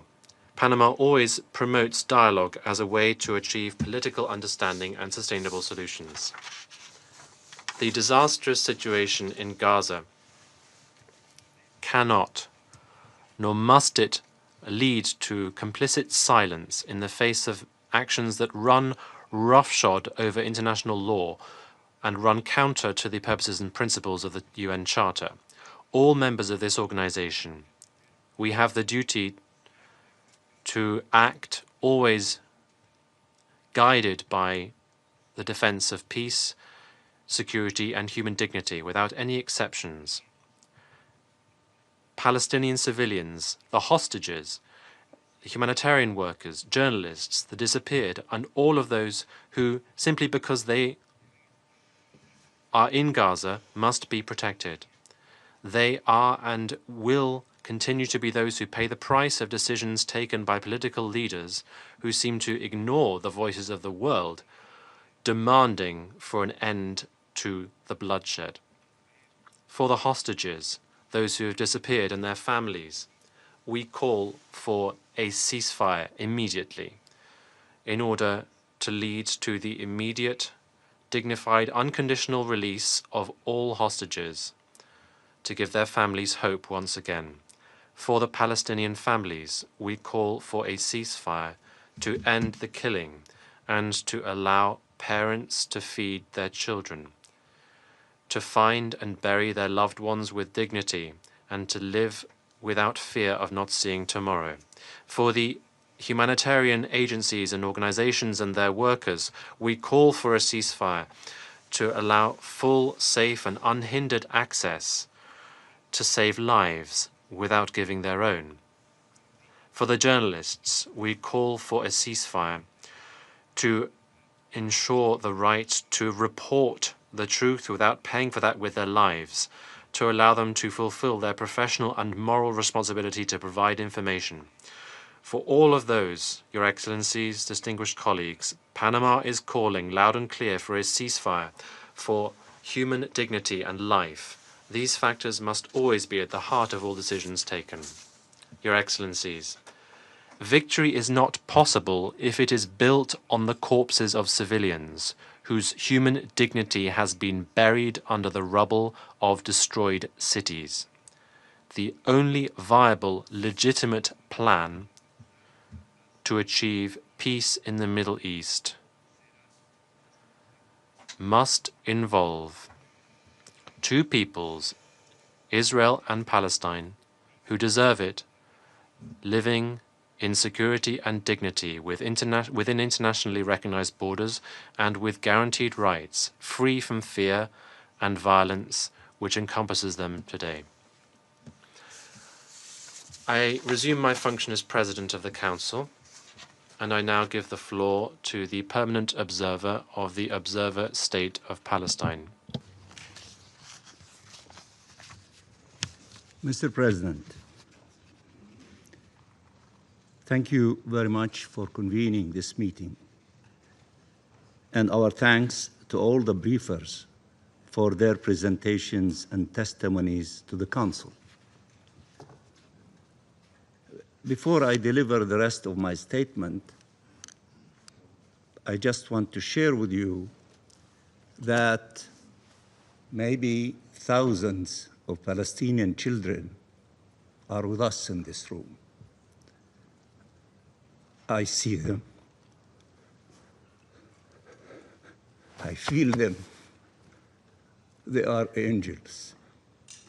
They're coming to you and listening to all of you. And I'm grateful to almost all of you who said so many good things, and you demanded immediate ceasefire. So those angels who do not know hatred, they are extending their hands to you. We want peace. We want ceasefire.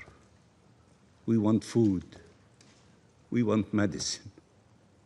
We want to stop this war permanently. We want to live in peace with all the children in the region. We don't want the pain that we endure to be endured by anyone else. And I add that those who think that they have a monopoly of pain, they are not really genuine about not feeling the pain of others, because we feel their pain, we understand it because we live it every moment. And let me also add, we are very grateful for the courageous principled position of the United Nations, of the Secretary General, of Mr. Lazzarini of UNRWA, of Mr. Fletcher from OCHA, and the three distinguished humanitarian officers, whether from the United Nations or from Save the Children. If all those peoples and the ICJ and the ICC and so many other reports are not convincing very small number of people of truly the facts on the ground, and they still believe that there is a huge coalition against Israel, then why don't you, the Security Council, again I call, go to Gaza, meet with everyone, investigate the situation, know what is really happening to the Palestinian people, to the children, to the mothers, to the elderly, those who are starving, those who cannot have a hospital to attend to their wounds. Why don't you go there and investigate that situation and take with you hundreds of journalists to report if all of the reports of the UN is biased, and if the reports of the IPC is not accurate, go and investigate. Take journalists from Washington, from New York, from Los Angeles, from Chicago, from Israel itself, from everyone. Let them go and investigate instead of killing journalists. If the truth is what we're seeking, aren't these the methods of finding the truth? And go to Tel Aviv, meet with the families of all the hostages and the tens of thousands who are screaming with them, saying, stop the war now so that the hostages to be released. All the hostages that were released, including this lady with us, Ms. Gritsky, was released because of a ceasefire. Ceasefire save lives, release hostages. Continuation of the war takes lives and kill our children and women and many others, including Israelis. So if all these things are fabricated and cannot be trusted, go and investigate so that we can have an agreement over the truth and then decide what is needed. The children, I said, that who are milling this room, Palestinian children, who are asking you for a ceasefire and peace, they want to create a new conditions in the Middle East of coexisting with each other.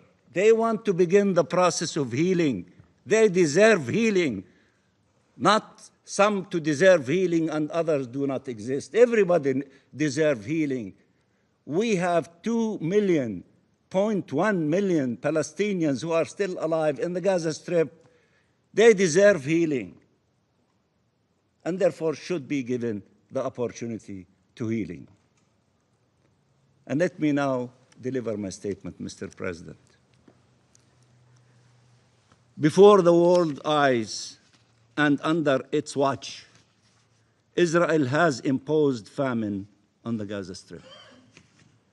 It has done so deliberately, cruelly, as a matter of state policy. The Gaza famine, a famine eating away at infants and children. It was described accurately and vividly by Save the Children. A famine now declared in Gaza City and creeping rapidly all over the Gaza Strip. A famine that could have been prevented if deterrence had matched the level of the crimes committed. Israel was presented with a ceasefire deal that could save the lives of 2 million Palestinians and 20 Israeli hostages. But it has chosen instead to expand its military control, escalate its brutality, and continue killing innocent civilians. Again, it does so deliberately and systematically, obsessed with one objective since day one: displacement and disposition of the Palestinian people, a continuum it has pursued for nearly 80 years. So instead, while the world demands a ceasefire, permanent ceasefire, Israel has indicated clearly that it wants to expand its crimes. Rather than put an end to them, that its choice remains violence, death, and destruction. So again, the world was witness to Israelis' execution of civilians in broad daylight. The second strike on Nasser's hospital was a premeditated strike on medics and journalists who arrived at the scene after the first strike. This is not a war. These are atrocities committed against an entire civilian population, 2 million people, and against all those trying to assist them, to save them, and against all those documenting the crimes. And while Israel prevents UN staff from returning to uphold their mandates in Gaza, it also still prohibits international journalists and international investigations from entering Gaza, insisting to maintain control of the crime scene and to prevent the full reality from reaching the world to evade accountability. Where else could the killing of humanitarians and journalists at such a large scale be tolerated? Where? Where else? Where else could the massacre of civilians day in, day out be tolerated, with reports revealing that civilians constitute at least 83% of the casualties? 83% of the casualties. No power on earth has dared to do anything close to what Israel is doing in total impunity. It incites against the Palestinian people and UN personnel, starting from the Secretary General declaring him persona non grata, effectively instructing its occupation forces to kill, maim, starve, detain, and torture both. Its contempt for international law, for this Council's authority, and for human life is beyond flagrant. And yet, somehow, it still sits among us and around this table. With all this record, still they are sitting here. Mr. President, Israel's illusions about its own might are leading to real death and suffering every single day. In Gaza, certainly, but also in the West Bank, where killings continue, where communities are forcibly displaced from their homes and lands, where Palestinian life and existence are under grave threat, where military incursions in their villages, refugee camps, and cities at their holy sites occur daily, where settlers' violence and terror are unrelenting, more vicious by the day in El Mghayr, Sinjil, East Jerusalem, and Masafir Yatta,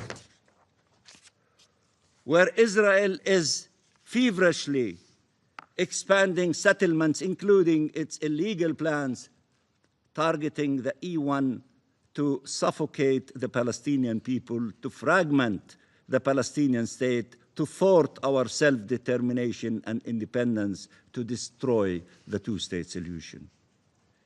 Everywhere the same plan, the same objective, even if the means differ. Get rid of the Palestinian people to seize Palestinian land. Destruction, death, displacement, and endless torment of the indigenous people of this land. But Israel does not understand that its actions constitute not only an existential threat to the Palestinian people, but to the very prospect of ever realizing peace and security in our region. The only path to a peaceful, stable, and secure future goes through Palestine. No peace that can go except through Palestine. An independent and sovereign Palestinian state, a Palestinian people exercising all their rights, attaining justice and living in safety and dignity in their land, living side by side in peace and security with Israel in a region that can then finally enjoy shared peace, security, and prosperity. That vision has been enshrined in countless United Nations resolutions, including of this Security Council, and that is the promise of the New York Declaration. The outcome of the International Conference on the Peaceful Settlement of the Question of Palestine and the implementation of the two-state solution that we must now transform into reality. Mr. President, the Security Council must act now. Almost all of you said that, and the Palestinian children angels are telling you, act now. And with absolute urgency to end the Israeli atrocities and this imposed famine. It cannot continue to delay Chapter 7 action. And my colleague from Pakistan referred to the declaration adopted in Jeddah by the emergency meeting of the foreign minister of the OIC, which I had the honor of representing Palestine in, decided and is urging you to act on the basis of Chapter 7. The world must act to halt this genocide on the Palestinian people and to protect them from Israelis' plans of erasure. States around the world must intensify their efforts to deter these crimes and hold their perpetrators accountable. We need real pressure to stop the flood of suffering and start the flood of humanitarian aid into Gaza, to restore the United Nations presence, including UNRWA, in the occupied Palestinian territory, and restore humanity to humanitarian aid to save millions of people and to let the healing of the unimaginable loss, pain, and trauma to begin. Gaza is hell on earth, but Gaza is the biggest storage place of pain, suffering, blood, tears, and agony. It will be remembered to be the biggest storage place of pain on earth. The pain that our people are going through is beyond description, beyond description. And those who are in pain, they understand the pain of others. They do not claim monopoly in pain for themselves only. Only those who live pain genuinely can understand the pain of others. And that's what unites them with all those who suffer together, and then they hold hands together to put an end to the pain of everyone, not the pain for some and deny it to others. We need a protection force to save our people. This war of atrocities must end, and we are ready for the day after. As Palestine, as Arabs and Muslims countries, and as international partners, and there are so many of them, not only in Europe, but in Europe, North America, in South America, in Africa, in Asia, everywhere. We have a clear plan for the day after, with regional and international support, and Palestine is committed to do its part to ensure its success. Gaza is an integral part of Palestine, and its future is Palestinian. Gaza is a precious part of Palestine, and it is part of the land of the state of Palestine. There is therefore no substitute to Palestine in the governance of Gaza. And Palestine recognizes that its own success is dependent on cooperation with regional and international actors who also have a key role to play. And Palestine is willing to work with the US administration, we keep repeating, Saudi Arabia, and regional partners, France, and international partners, and the members of the Security Council, all of you, and the broader international community to ensure that arrangements for the day after addresses all legitimate concerns in line with international law and the relevant UN resolutions, and are conducive to justice, lasting and lasting and comprehensive peace and security for all. We will only be successful if our efforts complement each other, especially as we share a common objective, peace. That's the common objective, peace. The UN was created for peace. The Security Council is the custodian of the maintenance of international peace and security. That's what unites all of us. For those who want peace, and we do want peace, because we benefit tremendously from peace. War takes the lives of our precious children. We don't want war. We want peace. And if we find partners for peace, then peace will be implemented. We will only be successful if we act now, seriously, and with utmost resolve and conscience, with respect for international law and humanity. Mr. President, All this bloodshed, all this suffering imposes on us all to act immediately, to end this illegal occupation and conflict once and for all, and to chart a credible path for peace and coexistence in our region. My friend, the ambassador of Sierra Leone, gave us fabulous lessons in history of what happened in Africa and former Yugoslavia.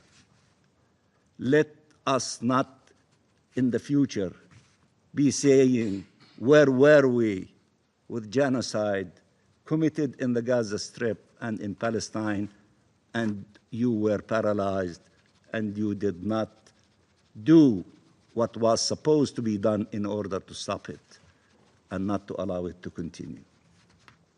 These are wise words that many of our leaders, I remember vividly, especially after Rwanda, started evaluating and saying, why did we fail? Why didn't we act to stop it from happening instead of trying to go after those who committed these atrocities and to bring them to justice? That is good, but that will not bring the million people that were killed in Rwanda. Now we're saying, let's act now to save the 1 million children in Gaza. The rest, the other million, are the older people. Let's act now to save them. Palestine will not disappear. For those who have the illusion that they can negate our existence, that is an illusion, dream.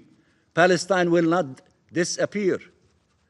We are rooted in that national homeland from the beginning of history.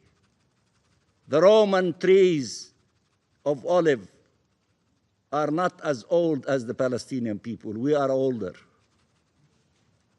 We are also responsible. We accepted to share that land and to have two-state solution. Israel will not disappear.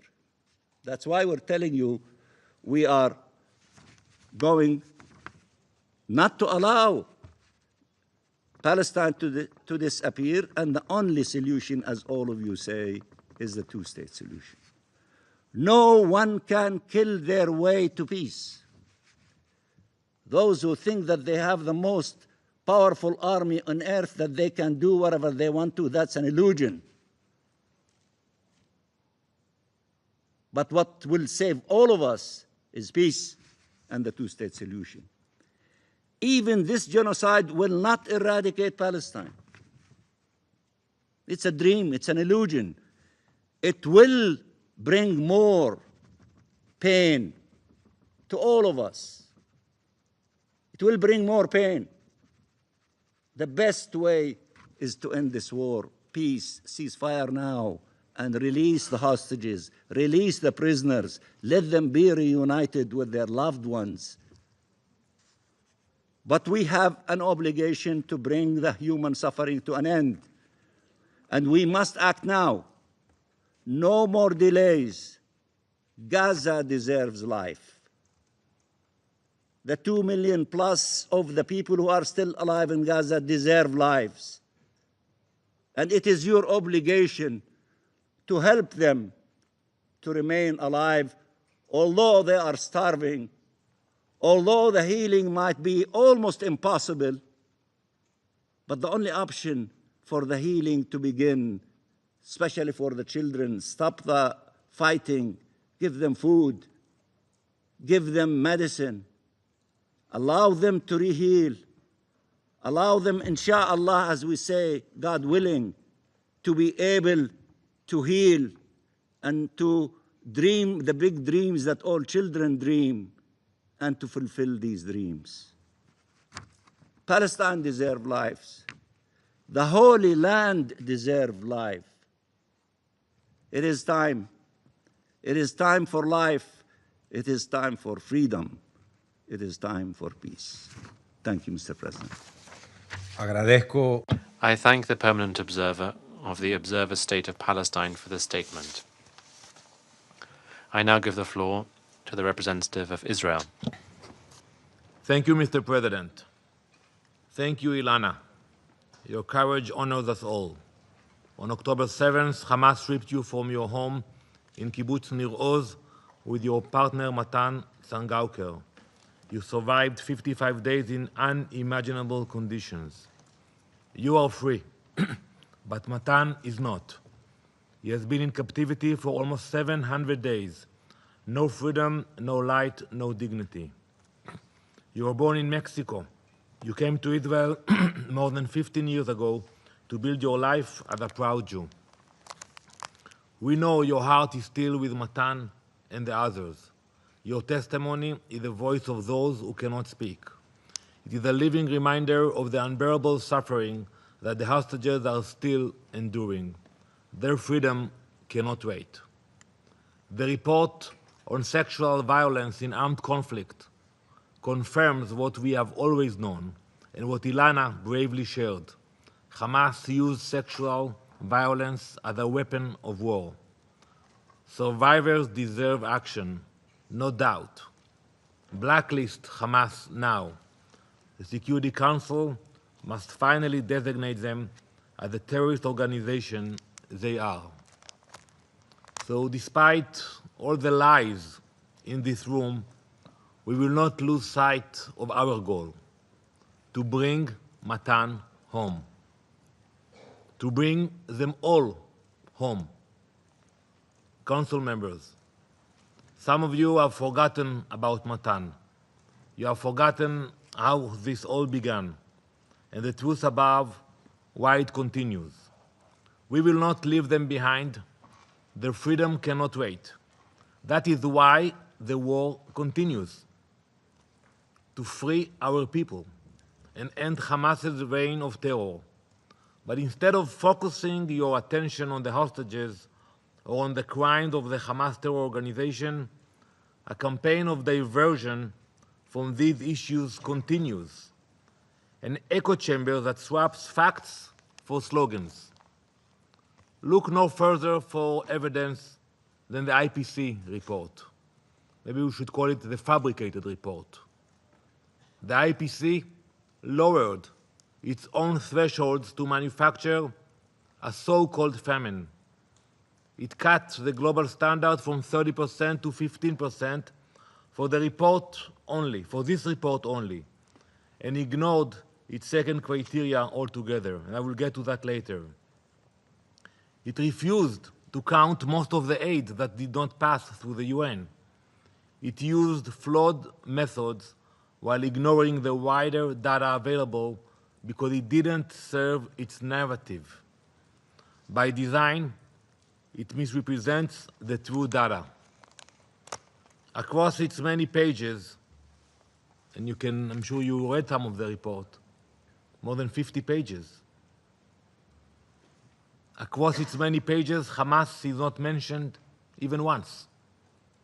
The terrorist organization that began this war and steals the aid for its own use is not even mentioned. One of the report's co-authors is Mr. Andrew Seal.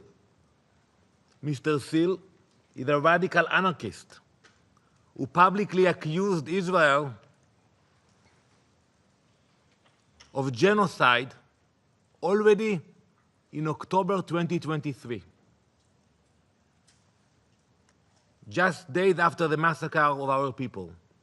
And now, officially, he celebrates the Houthi terrorists as upholders of international law. And he is the one of the co-signer of the report. How could any of you claim this is a legitimate report? If it were any other nation, in any other context, the IPC would publicly apologize for its failures and retract this fabricated report. But because the report demonizes Israel, any claim is taken as fact. And I've listened to you all. Well, how about we examine the actual facts and only then cast judgment?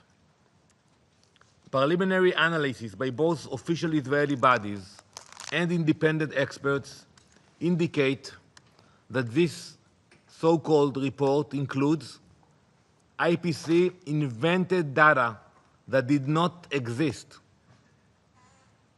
They invented 182 virtual deaths to reach the threshold of 188, supposedly for famine. So the number didn't work for them. There was only 6. So they added 182. So now they can come with this report. Second fact, the IPC cherry-picked data from a survey of 15,749 children. They took data from only 7,519 children, which leads to the desired political result of the report's authors. Third, IPC hid data that contradicts the agenda. The IPC conducted 2 surveys in Gaza and hid one of the surveys in the appendix that shows there is no famine in Gaza. Following these gross forgeries, we are demanding the IPC for the immediate removal of the forged report.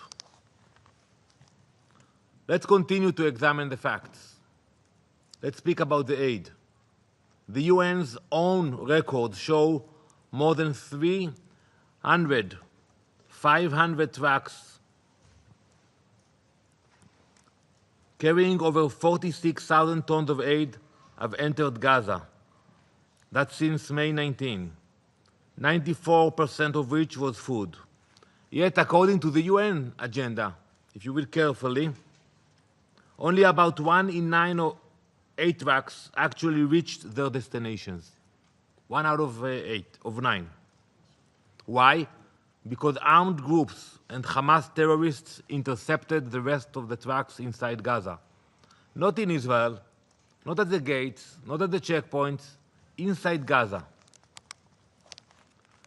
In the same period, more than 7,400 trucks with over 139,000 tons of food and over 2,000 tons of medical supplies entered. But the IPC refused to count them. On the ground, the picture is clear. The crossings are open, despite the daily lies about crossing closures from the mouth of Mr. Tom Fletcher.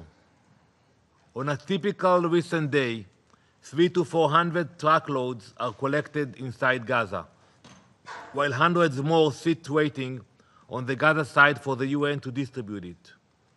When partners actually collect and distribute, prices fall. And it's not me saying it or him saying it. You can look at the market price. We have seen the prices of goods fall dramatically, but this fact is also ignored. Prices are the most accurate measurement of shortages. For example, a kilogram of flour has recently fallen by 80% in the markets of Gaza. Non-UN channels are helping to fill the gaps. 90+ community kitchens are serving 600,000 meals a day. 18 hospitals and 12 field hospitals are operating with tens of thousands of tons of medical supplies delivered.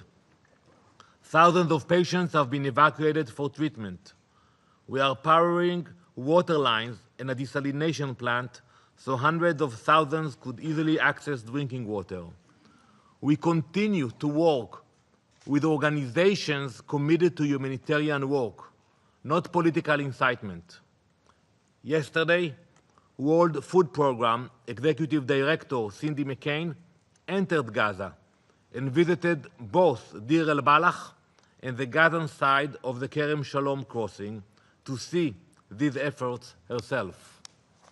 But the IPC report hides this reality behind intentionally flawed methods. They lower the bar, exclude the aid they dislike, and publish the worst case possible. That is not humanitarian work. That is diversion. This same diversion feeds the next one, statements that reward terror. Colleagues, we all know that not too long ago, There was progress toward a hostage agreement.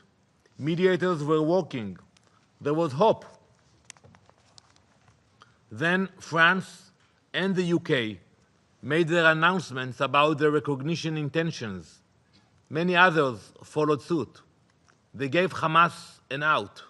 They told Hamas that if they agree to a ceasefire and release the hostages, they will get nothing from the international community.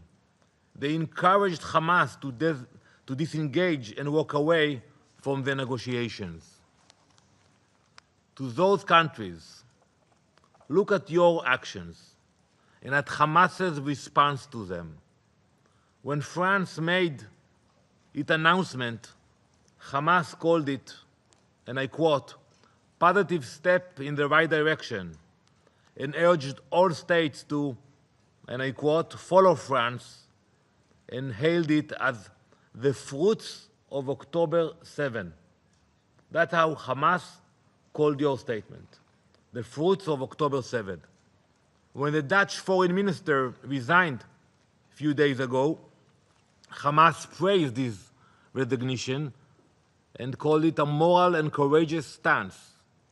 When Australia changed its policy, a Hamas official thanked the Australian Prime Minister for his, quote, "political courage." These are the people cheering you on: rapists, murderers, kidnappers. You are supposed to stand for Western values, peace, justice, and human rights, but your policy is applauded by terrorist monsters who continue to hold innocent people hostage. I hope that fact might cause these nations to reflect.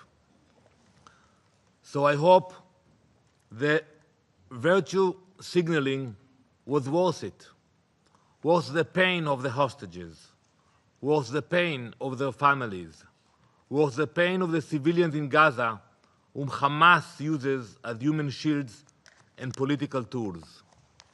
You have set a precedent. Murder civilians and you will be heard. Take hostages and you will be rewarded. Every terrorist group is watching.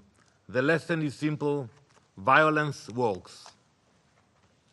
Now we look to September, where there may be more statements similar to the New York Declaration, which naively states, and I quote, "Hamas must end its rule in Gaza and hand over its weapons to the Palestinian Authority." So I'm asking you, and I will ask the leader that will come here in September, how do you plan on accomplishing this? How exactly do you plan on removing Hamas from the equation? How do you think it will go? You will ask them to disarm? You will ask them to leave Gaza and bring the PA officials? The last time they had any relationship with the PA officials, and Mr. Mansour can agree to that because I don't know if he was there, they threw them from the rooftops in Gaza. They tortured them, the PA officials. That was the last time any PA official was in Gaza. So when you make a statement, how it will work? We know it will not happen from empty UN statements or meaningless summits. We know you leave the real work to us. You may not say it, but you know it too. At least be honest about what your statements really mean. Empowering Hamas and allowing them to continue to exploit the people of Gaza and threaten the people of Israel? That's what it means if they will stay there. And I tell you today, we will never allow that to happen. Mr. President, this Council can keep chasing distractions or return to core principles. The hostages, say their names, demand proof of life, demand they receive aid, medical care, and visits from the Red Cross. Use real pressure on those who hold leverage over Hamas. Make their return the first sentence of every statement in this chamber until they are home. Hamas's rule must end. Any meaningful future for Palestinians and Israelis require it. You cannot build accountable institutions around murderous terrorists. Israel will keep doing the hard work. We will bring our people home. We will dismantle Hamas's war machine. Ilana, to you, to Matan's family, and to all the families, we will not be diverted. We will not be deterred. We will bring them all back home. Thank you, Mr. President. I thank the representative of Israel for the statement. Delegation of France has asked for the floor to make an additional statement. You have the floor. Thank you very much, Mr. President, and I apologize for extending this session by a little bit, but these are very serious and weighty topics, the issue of hostages, and I'm not going to repeat what I already said. We stand in solidarity on the matter, and we believe in the need to release the hostages just as soon as possible. I would like to just respond to two points, at least 2 points that have been mentioned but that affect my country, France. The first point is this assertion according to which the policy that we're pursuing, the two-state solution, the initiative that we are engaging in with Saudi Arabia can in any way be instrumentalized by Hamas. We are aware that Hamas has its own means of communicating. We are in no way whatsoever responsible for the way that this is instrumentalized by Hamas. And I would like to quote a part of the letter by the French president to the Israeli prime minister, if necessary, to clarify, as if it was necessary to clarify once again, that the New York Declaration, this is my second point, is in no way whatsoever something that concerns the issue of Hamas. We haven't taken it from that standpoint. We are addressing it to states. Hamas has no role in a Palestinian state. So I'd like to quote what the French president said in his letter.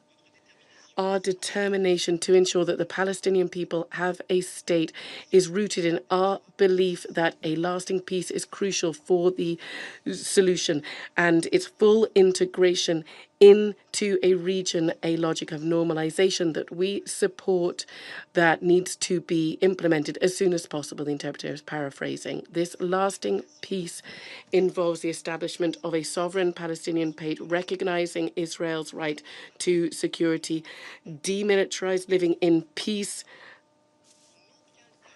In no case does this double belief enable any complicity with Hamas or any other terrorist group to threaten Israel. The Palestinian state must be the end of Hamas.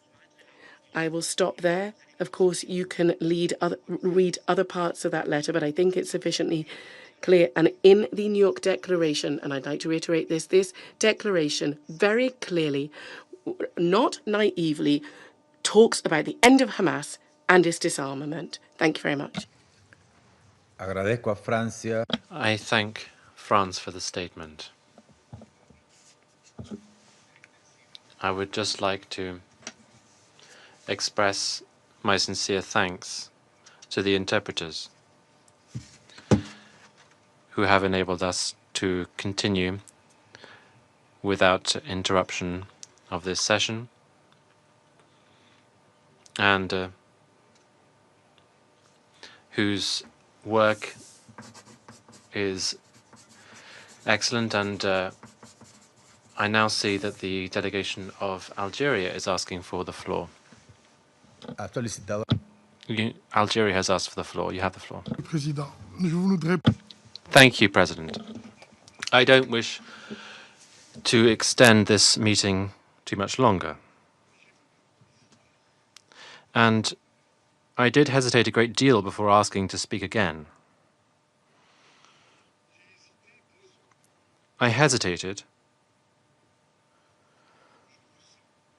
because I can feel the anxiety, the revulsion from Miss Grevitsky. I listened to her. I listened very carefully to what she said, and I listened very respectfully to what she said. But the suffering that she is enduring does not allow her within this council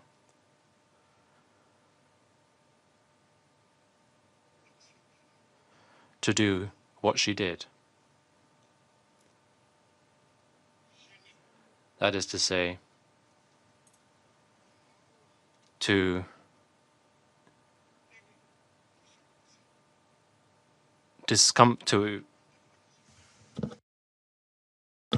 upset the members of this council, in spite of what she has been through, in spite of all of her suffering, in spite of everything. That does not allow her or authorize her to upset the members of the council, to cause discomfort among members of this council when a member of this council is giving a statement.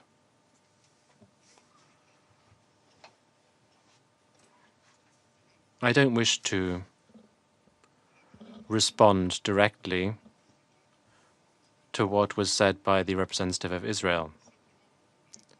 Simply, I just wanted to say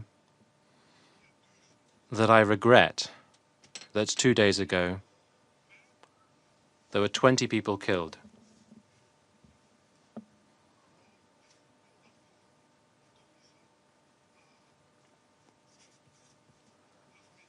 When there was a bombing that was authorized by the Israeli army, including 5 journalists who died. And this includes poor Miriam. There were also humanitarian workers. There were ambulance workers.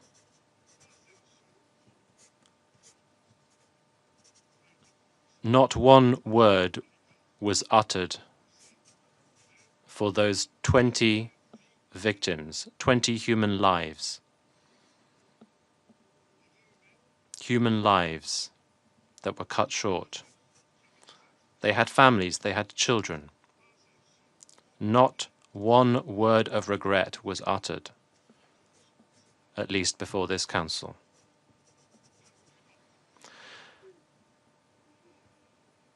I don't wish to extend the meeting any further. This meeting has been painful for us all, because we all felt,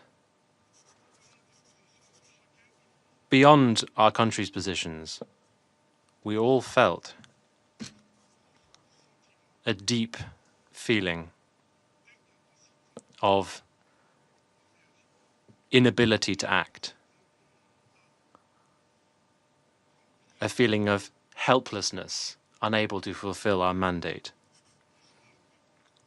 And that is a matter of disgust to us all, and it saddens us all. Thank you. The President, I thank the representative of Algeria for the statement. I understand the reasons for what you said, and I apologize for not having intervened to call for decorum when you were delivering your statement earlier. There are no further names inscribed on the list of speakers. I give the floor to the representative of Israel for a second statement. I wasn't planning to respond, but I will be very brief, because the representative from Algeria, not for the first time, is making a show in this council. But I would advise you before you make a show, check the facts. And I spoke about the facts. The horrible pictures you showed earlier, we looked at those names and numbers, and I don't want to go into details, but I would meet with you and share with you the information about the diseases of those children you showed, and what is the real problem they had. And it has nothing to do with malnutrition. But you came here to attack a survivor, to make a show, to compete with Mr. Mansour. So I will not get into your politics, but I will just tell you, check your facts. I thank the representative of Israel for the statement. The representative of Algeria has asked for the floor once again.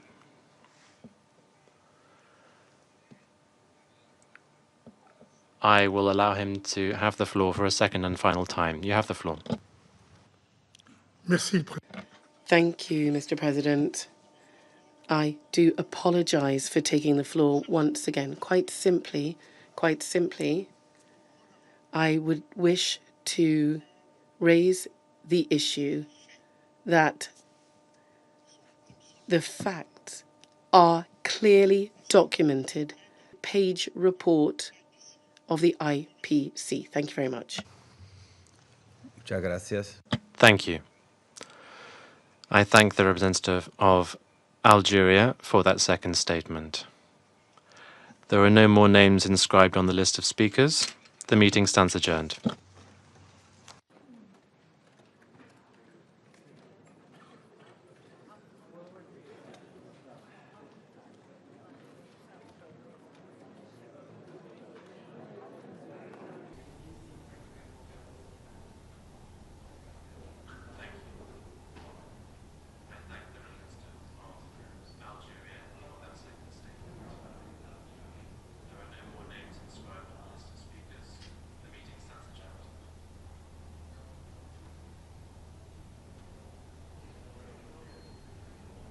Dio.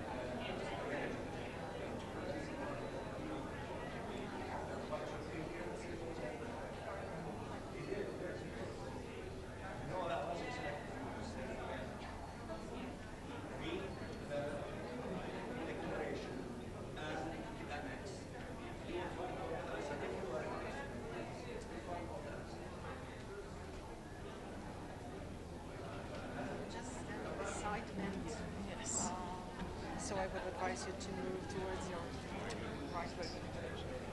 The tall one behind. No, it's good. It was very good. It's all it needs. Good afternoon. I deliver this statement on behalf of Guyana and Slovenia in our capacity as informal co-focal points on conflict and hunger in the Security Council, as well as Algeria, China, Denmark, France, Greece, Pakistan, Panama, the Republic of Korea, the Russian Federation, Sierra Leone, Somalia, and the United Kingdom. We express our profound alarm and distress at the IPC data on Gaza published last Friday. It clearly and unequivocally confirms famine in the Gaza governorate.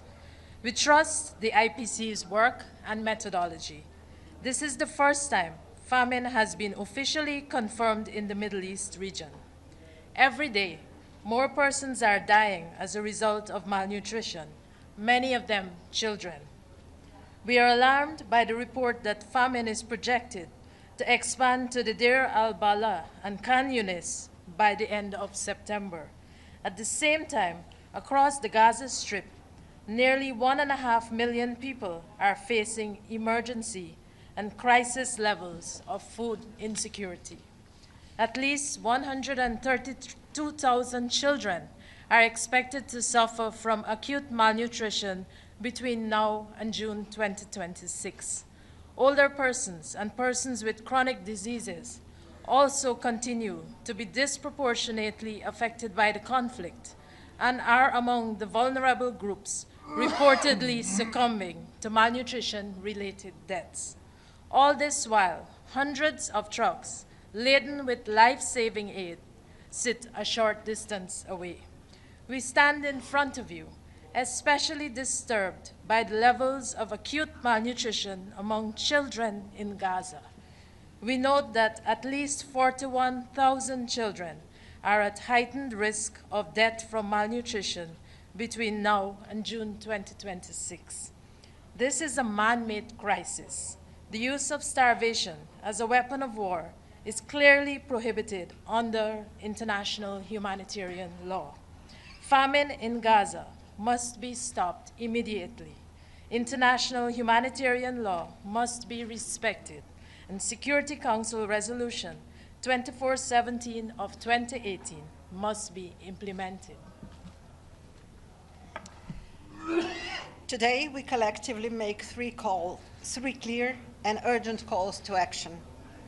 1, we call for an immediate, unconditional, and permanent ceasefire. We call for the immediate, dignified, and unconditional release of all hostages held by Hamas and other groups. We call for a substantive surge of humanitarian assistance throughout Gaza. 2, Israel must immediately and unconditionally lift all restrictions on aid delivery. This includes opening all land routes and allowing the UN and humanitarian partners to operate safely and at scale. Humanitarian principles of humanity, neutrality, impartiality, and independence must be central to humanitarian action. We call on Israel to immediately reverse its decision to further expand its military operation in Gaza with the aim of taking over Gaza City. This decision, which we reject, will inevitably worsen the already horrific humanitarian situation and endanger the lives of all civilians, including the hostages. Time is of the essence. The humanitarian emergency must be addressed without delay, and Israel must reverse course. We have seen what is possible to achieve during a ceasefire. I thank you. What do you make of the U.S. denying that there's a famine? Yeah.